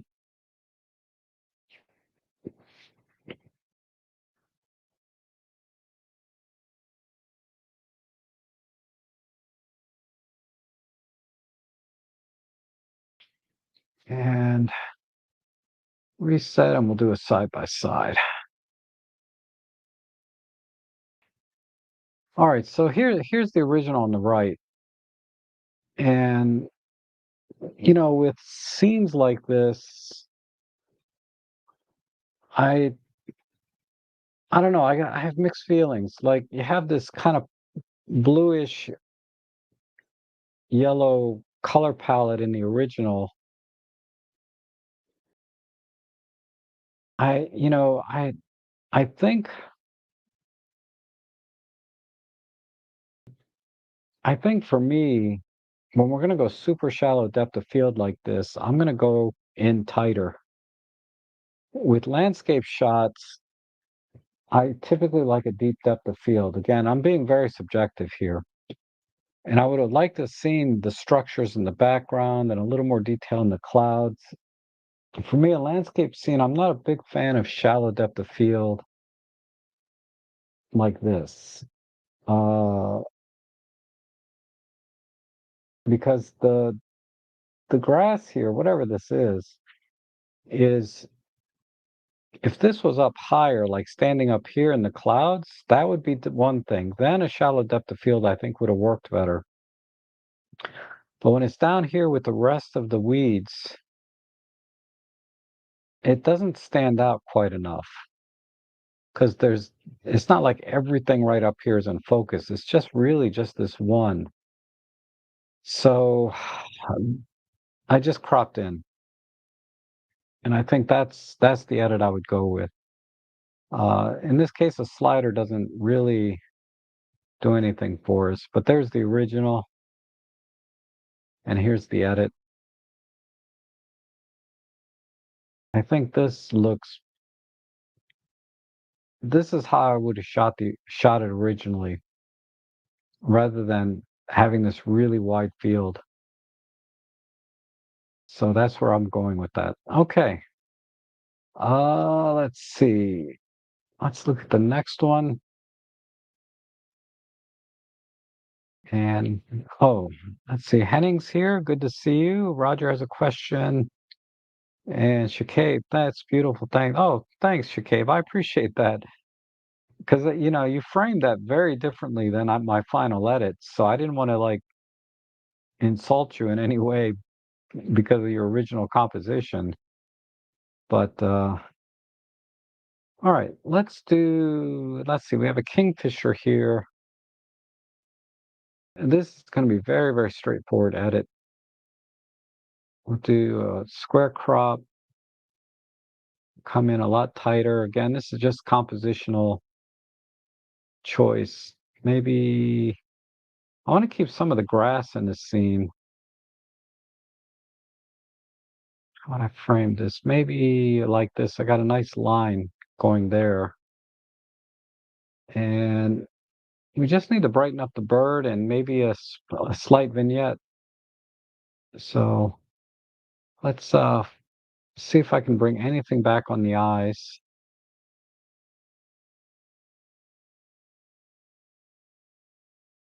There's a little bit of brown in there,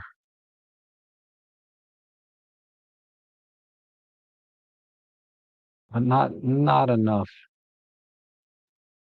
I don't know if I can. No, can't do much with the eye, but that's okay. Let's just spread this out, brighten the face,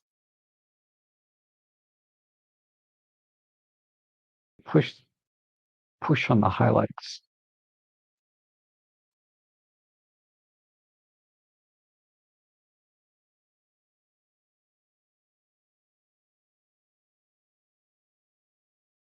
That looks better. Yeah, rather than trying to bring the shadows out, let's just make the tones brighter. And then I might be able to use the same control point. No, not really. I'm gonna have to make new ones. Let me make some new control points for the other feathers in here.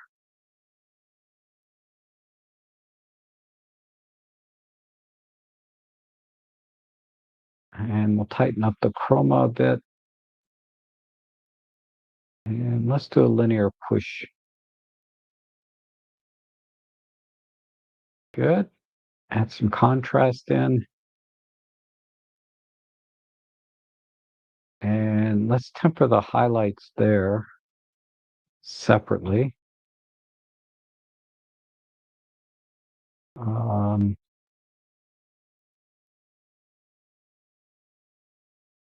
that's good. Maybe I can do the talons here. That's a little bit too strong. So we'll make a new control point here and here. Tighten that up a bit. And just give it a little bit of a push. All right, let's vignette it a tiny bit. So I'll get a new control point, invert it, zero these out, and just let's start with the blacks rather than doing a linear pull.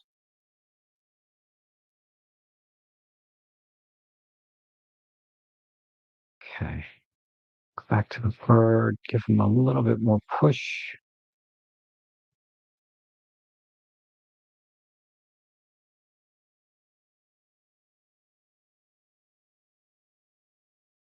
Go back to the vignette. Where's my vignette? This one. A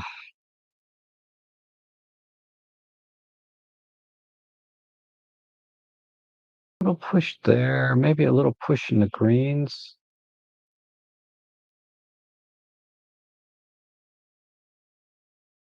A little bit of a pull on the luminance.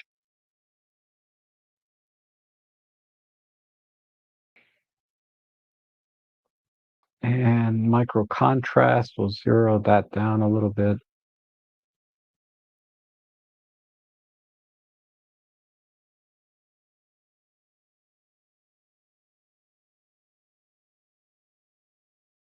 Okay, let's export that.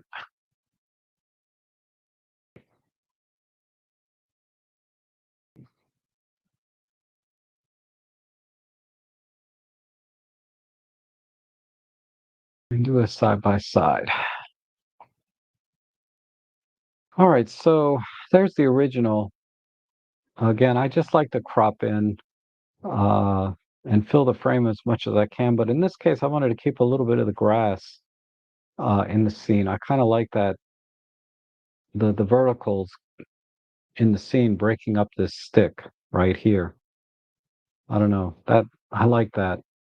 And then a little vignette just to make the light up here instead of down in this area because the light here, the bird is the darkest thing in the frame. Uh, so just selectively brightening up the kingfisher and then darkening the background, and that's all I had to do. And if we punch in and just look at the fine details, again, I think as always, DxO does such a tremendous job reducing the noise, bringing out the fine details. I probably could have cranked up the details even a little bit more. Uh, but yeah, I think that overall, that's that's how I would edit this shot. Okay, and then last one here from John Follows. Okay. Um, I've seen this, not this image, but this landscape from different angles. I know this area here, John walks out in here. My God, and then there's a house back here too, right? That I've seen. You're really working this scene, John. Okay, or this whole area. It's not a scene you're working the entire landscape from the lake here all the way out to the mountains. Gosh, you're kind of high up here. And this is a wide angle. Interesting. I wonder where you were standing because you're kind of above the ground, but you're at 21 millimeters. Wow. Well, I guess this Micro Four Thirds. I'm so used to you shooting Nikon. So actually, this is a 42 millimeter equivalent. Okay, this makes more sense. This makes more sense because I was thinking, man, 21 millimeters, but now that I saw this was an EM1X, I'm like, okay, now that makes sense. Uh, Compositionally, I like the reflection, but it's hard to see the tree.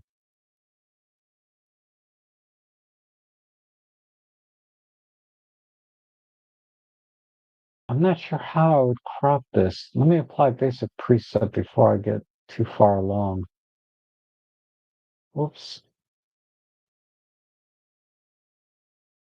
And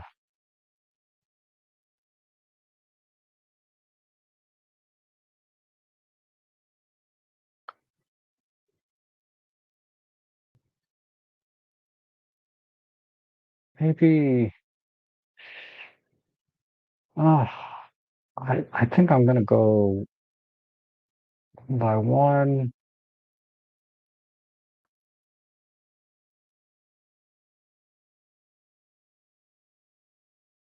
Actually, I think what I'll do,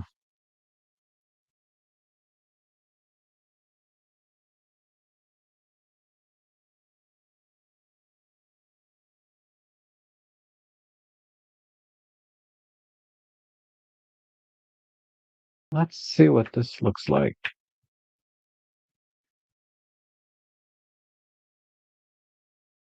I think I'll go with this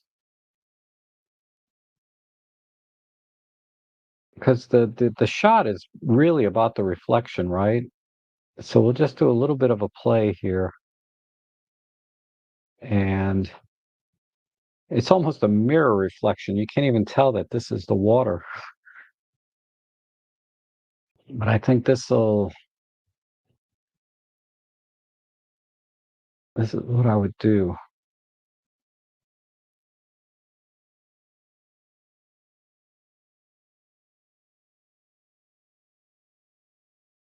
So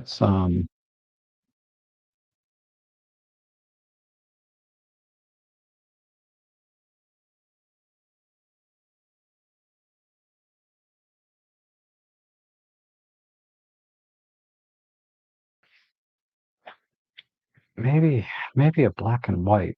Let me see.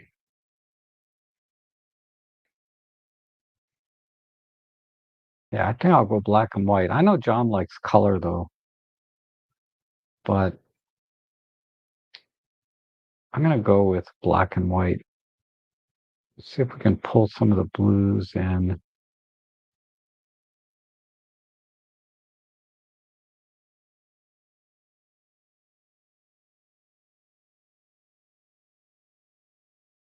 Whoops, whoops. I need the control line.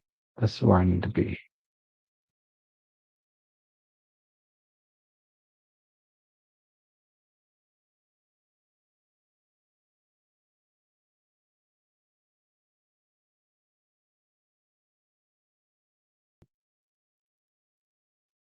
Let me start over.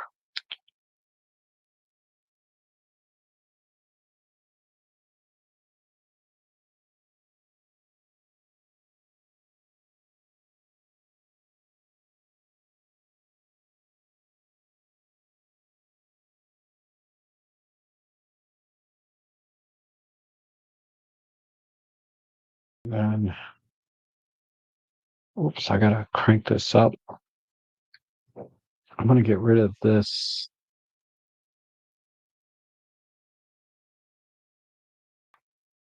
Okay. Then let's push the shadows a bit on the tree. Just a little push on that. And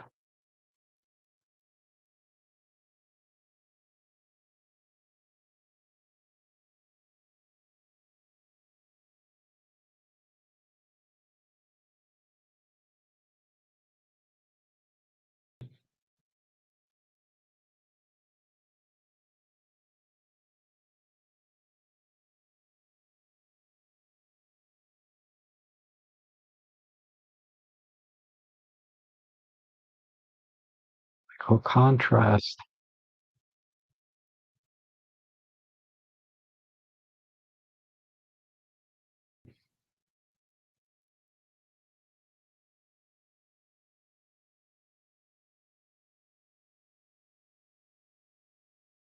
Okay. Uh, what's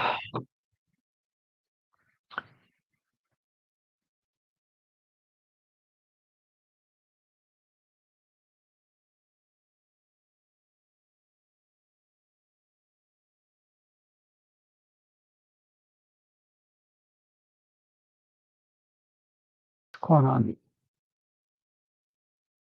This.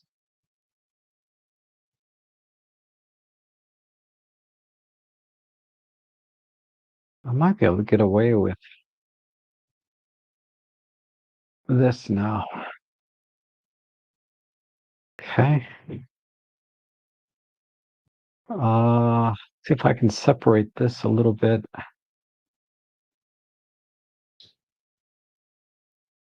Try control. Oof, that's going to be tough. If I do a control line and let me select the darkest point, tighten up the luma,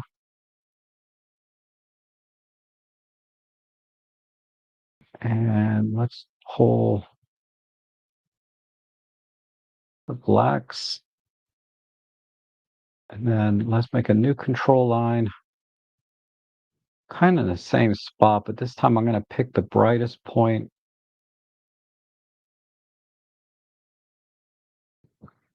tighten up the luma again.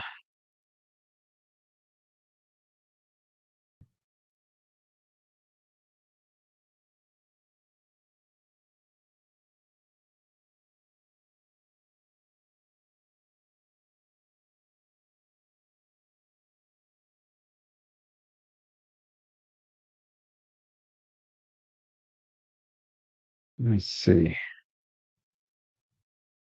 Pick a brighter spot. Maybe there. Okay, that's better. A little bit brighter spot.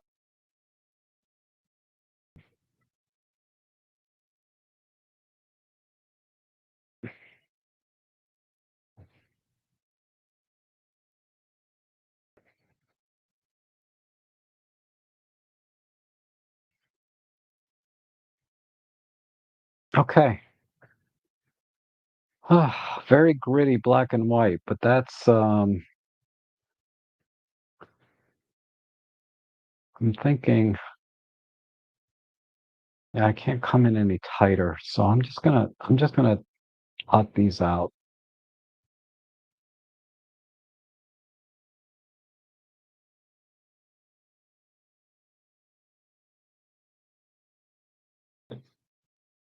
All right.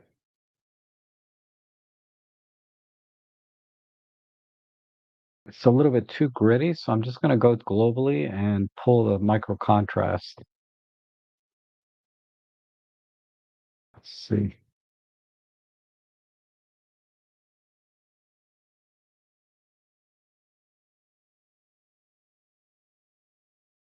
Maybe about there.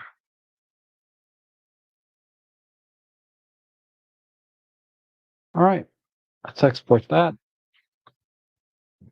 This is a huge change, right?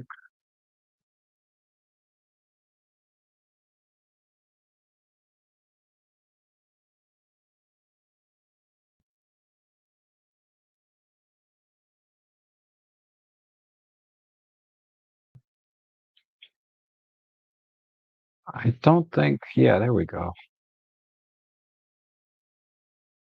All right, so yeah, basically I flipped the image and went black and white. Uh, because I just couldn't make anything out of this area right in here. And I don't like the subject of the picture to be on the bottom. So I just inverted it. I flipped it around so that the reflection is now the main subject. And then this is just sort of just a foreground.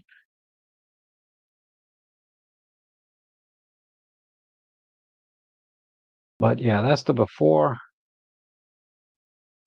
and that's the after. Very, very dramatic change. I wonder, let me see if I reset this, let's see if the color's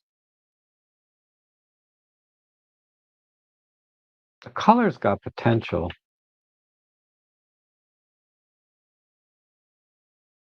So I know John prefers color. I think if I went with color, I would go with that palette the way it is, a very muted palette with reds and greens. But I think it looks just as good in black and white. But either way, okay. Boy, that was a tough one. You always send me the hard ones, John. You and Lasse, man, killing me. But okay. Let me before I go to the chat, I want to share. Um,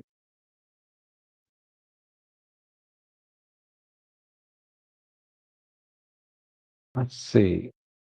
I don't see. Okay, so Shakib sent in his edit of the photo. So let's compare that to mine. So use image as reference. There it is. God, sometimes I can't see. And this was my edit.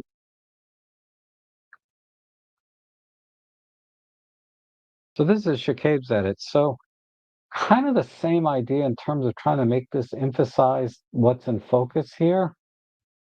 Uh, but for all the reasons I talked about, the rest of the scene just didn't work for me. Uh, Using shallow depth of field, the color palette is it's kind of okay. I think I still like this edit a little better. But you and I had the same general ideas to focus on the center here for the wreaths. We just went in very different ways. And then let me check see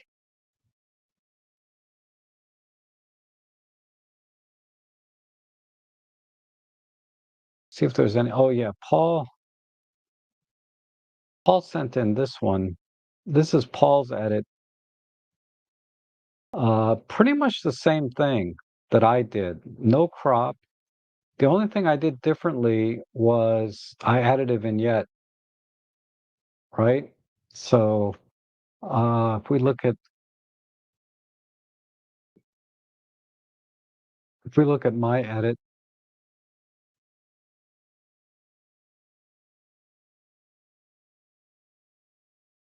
which was this one. So not much difference. All I did was add a vignette, right? Versus his. Oh, and he went 16 by 9. But I kind of like the square crop, the 4 by 3 crop. But editing wise, same thing, brought up the shadows, emphasized the iridescence of the wings, the color, just, pretty much the same. All right, and mine's a little bit lower key, but I think the vignette's making a lot of that way. Okay. And then one other thing I wanted to check is I know Anthony may have tried to email. No, I already closed it. Let me see if Anthony emailed his, sorry, I don't want to share everybody's email address. Let me check my inbox. Yeah, I don't see it. So let's look at your edit of my picture, and then I'll finish off in the chat section. Oops. I tried not to show that page, but anyway, uh, not that there's anything there, just it's just my email. Okay. What screen? Okay, I want to share this page. All right.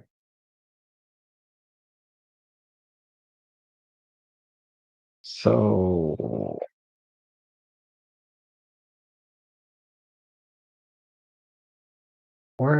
here's the original. Here's the original raw image. I shot this with my Pentax K3 Mark 1 and that new lens I talked about earlier, the 8 to 16. And I like architectural photography. My architecture photos never get any likes, but they're my favorite images when I'm doing my photography. And this is one of my favorites. So that's why I gave this to you. This is one of my favorite images. I wanted to see what you guys would do with it. So let's take a look and we'll set this as the reference.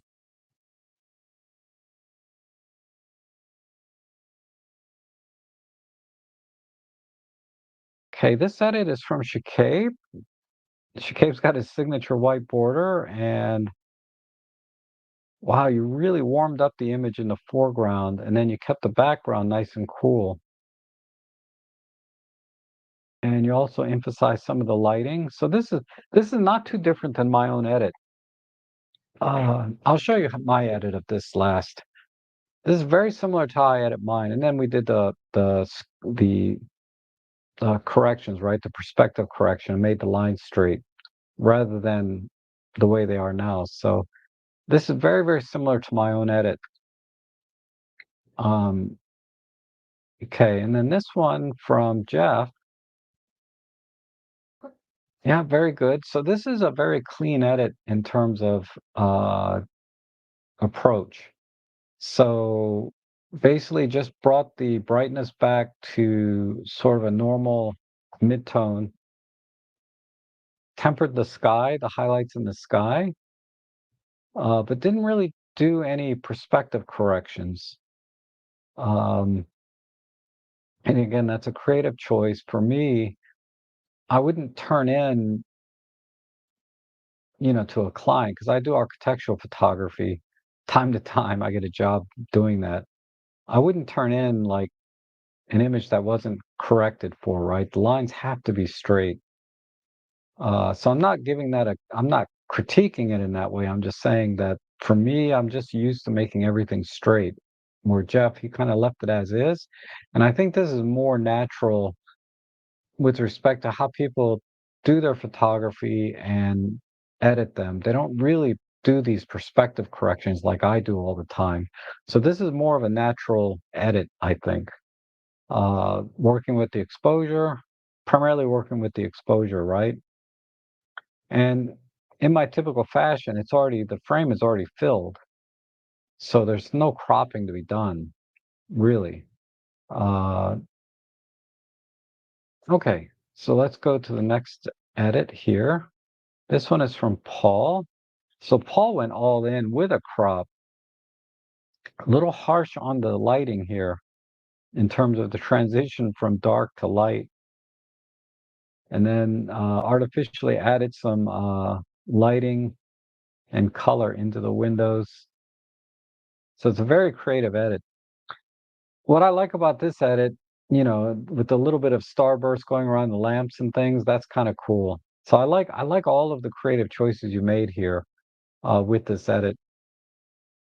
The only thing I would change really is just this transition, but that's also a creative choice, right? And I think it actually works. This harsh transition from dark to light here with the lighting, I think it works overall creatively with this particular edit. So it doesn't bother me too much. I went much softer with mine, but mine was not a super creative edit like this. So I think this is really interesting. Yeah, I would have probably gotten the sort of pink out of the frame, but other than that, this is a good this is a really very creative edit. And then of course some perspective corrections as well. So the lines are straight. All right, and this one here, wow. So Paul, oh, this is another one from Paul, right? This was Paul. So Paul went fisheye on this. Uh, so yeah, a lot of super wide angle lenses are fisheye. So you just sort of brought that back in, but you didn't go super creative with all of the lighting and colors. There's just a little bit saturated. So you oversaturated the colors a bit and then emphasize the difference in tones between the boardwalk here and the sidewalk leading up to the building. So I guess this is more of a cinematic approach. It's kind of a teal and orange. I'm just thinking out loud. Uh, Together with the fisheye effect. So rather than fighting the distortion, you embraced it and went, sort of a full fisheye effect. That's interesting. All right, then the next one here, this is from another one from Paul, okay? Um, this is a very tight crop on the center. And I'll tell you, this was a tough building to frame in terms of composition for me because this is the center of the building. Usually, when you look at the sidewalks and streets, you can find cues in the surrounding landscape that will center the image for you. And in this case, I saw these two lines leading up to the center. The irony is that this is not the main entrance. Usually you have cues in the landscape going to the building that go to the front entrance, but that's not the case here. This is actually the back of the building, and this is the rear exit, or this is kind of an entrance into a restaurant, I think. But anyway, nice black and white edit. Very nice. And the crop kind of works for me. I would have cropped off a little bit more on the right side and brought this line all the way to the corner. But I think that's the only thing I would do differently here. But I see what you did here. You're balancing the spacing here with these poles. And that's why this was a tough building to frame. I had trouble framing it in the center. I wanted to do something like this in camera, but I had trouble framing it. And it's mainly because of these lines and these poles. Things are just off a little bit, the balance. Right, and then there's Shacabe's edit, and then this one is from a Nick. Okay. Wow, I like it. It's very low key, monochrome. And yeah, this is a nice edit, nice vignette, nice monochrome with a little bit of a bluish tone or green. I would say that's more green. Um, yeah, that looks good. And that was the last one that I got in. Uh, so let me show you my edit. I think I'm pretty sure I put it on my Flickr.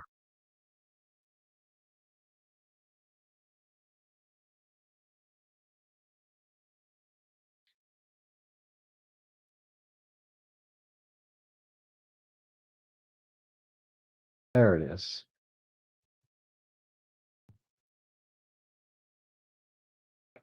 So this is my edit. So I did my best to correct the lines, right? I wanted to get the lines straight and vertical. If I had to take this shot over again, and I will, I need to get the camera higher. Uh, but like get it over my head or use a monopod and raise it up much higher so that the camera is more up here. Because the camera is actually right about here in terms of the uh, level, right, or altitude. I need to get the camera closer to this line so that I don't have such strong distortions. Because even when you correct and make the line straight, you can still tell something is off. Uh, so I'm going to take this shot again, but I'm going to raise the camera up. But this is my edit. So you can see my lighting here.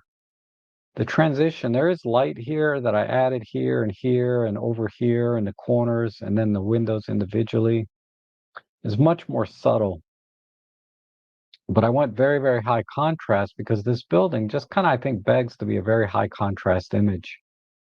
Uh, with all the sharp angles, I think just lends itself to very high contrast. Um, but that's my edit. So, all right, that's everything. I think I got everything and everybody. Let me finish off the chat section and then let's see. So this one is when you're using PL8, is there a way to use the art modes Olympus has, like Keyline 1? No, there isn't. Only Olympus Workspace has the Olympus art modes. So you'd have to export from there into Photolab 8, but then you're going to get a JPEG. So I think, excuse me, the closest thing you might be able to do is export as a TIFF with the art filter applied. Then you might get a little more wiggle room when you bring it into Photolab 8. But probably be best to edit most of it. You might have to go back and forth, like edit a little bit in Photolab 8, take it into Workspace, apply the art filter, then take it back into Photolab 8 and finish it off. It might be kind of a multi-step process if you want to use the art filters. And Henning came in. Good to see you. It's never too late. My streams are so long. Even I fall asleep during them. And Shikay says, my thinking was to photograph two complementing colors. That's why I included the sky and brown wheat fields and tried to separate these two husks. Yeah, clearly, I could see that you were doing. That was very obvious from the composition, but I don't know, it didn't quite work for me anyway. But if you like it, that's fine, right? It doesn't matter. It doesn't matter what I think. Uh, and your edit of my picture stands out more. That looks beautiful. Thanks for. Oh, sure. I'm happy to do it, Shakib. Thank you for sending your images in and trusting me with it, right? Because I've had people get a little offended by my edits. They're like, "That's not what I thought." This is not. This is not my vision. I'm like, okay. I had one comment, God, last week. That was pretty hurtful. Somebody said, "I don't know what I'm doing. I should take this video down." He didn't just say it that way. He said, "You really don't know what you're doing. Take this video down." It's like, wow, that's pretty harsh. It's like, Honestly, about 80% of the videos I watch online, a lot of them don't know what the heck they're doing or talking about, in my opinion, right? Because it's very different than my opinion. Because most of photography is so subjective. It's so subjective. I don't know how you can say you don't know what you're doing, but this stream is about uh, showing the tools of Photolab 8. So I asked the question, I didn't, fire back at them with some snarky comment. I just asked, I said, I appreciate the feedback. Can you be a little more specific? Can you elaborate on why you think I don't know what I'm doing? And they never replied, of course. People rarely do. They just kind of, drive by with these comments and then I never see them again. But I genuinely, I want to, I have, I'm curious as to what they found so wrong with this live stream and what I was doing and why they thought I didn't know what I was doing. Because there's so much in Photolab. Was he, were they saying I didn't know anything about composition or, and that's silly because composition and colors and all of that is subjective. Was he saying that I didn't know how to use Photolab? I think I do, but maybe not. I just didn't know. And so I'm open to criticism 24/7 because that's how we grow, right? We learn from our mistakes, we learn from other people. That's how human beings learn is we learn from each other a lot, right? So I'm always open to learning and growing, but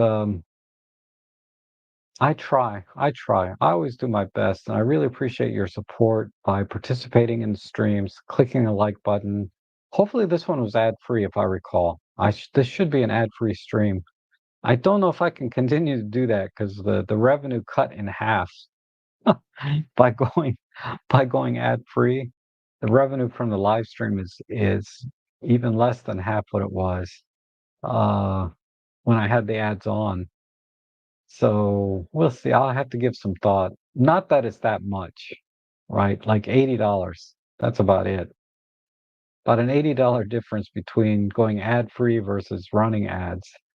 Uh, but when you're at my level of income, which is below the poverty line, that's a big deal. That's like $1,000 a year difference to my income. When you go month over month for 1 year, 80, $90 a month, that's $1,000 a year. So that's me. Thank you again for all your support. And I'll be back probably Sunday for a regular live stream. Oh, Robert's here. God, you're in Tokyo? Man, you're gonna go do some camera shopping, aren't you? That's funny. Man, I'm jealous. I want to go to Japan one day and shop all the camera stores out there. That would be enough reason for me to get a passport. And Jew says, please ignore the rude comments. Just another troll. You do know. Oh, I appreciate that. But I'm always open to learning. Run ads, Rob, and let us take care of them. Okay. And Rob, you're learning and growing, and they are learning and trolling. Oh, that's a good one. Good one, Jeff. All right, so we'll see. Maybe I'll turn them back on. I don't know. Uh, I got mixed feelings about it because I like the idea of being able to watch through my stream without being interrupted. I don't like to be interrupted. You know what I mean? And I know it's very jarring for you guys as well. Uh, so I might do one more month and see. Maybe I can conjure up enough affiliate business memberships and all that because I think I gained only about 4 or 5 new members. So that's like $2. And then uh, separate donations were about $30 or $40 altogether. And a lot of you were already members, right, to the streams. So I think that's how it came up to $80 altogether between new members, existing members, and then separate donations came out to about $80 for doing streams 3 times a week, 2 to 3 hours a pop. But okay. Robert says, saw the OM5 Mark II in sand color. Yeah, it's tough, right? My gas for that camera is tempered quite a bit. I might get it later as a used when it's if it's ever drops in price, but I just love my OM3 so much. I don't think I would ever take the OM5 Mark II out. Um, that would be tough. And Roger says, I think if I got the OM5, I would get black because I think there would be chipping problem with the sand. Yeah, ultimately, the paint's gonna chip, right? Doesn't matter how well they paint it, and what kind of paint they use, it's gonna chip. I mean, they'd have to use some really strong enamel, but it's gonna chip.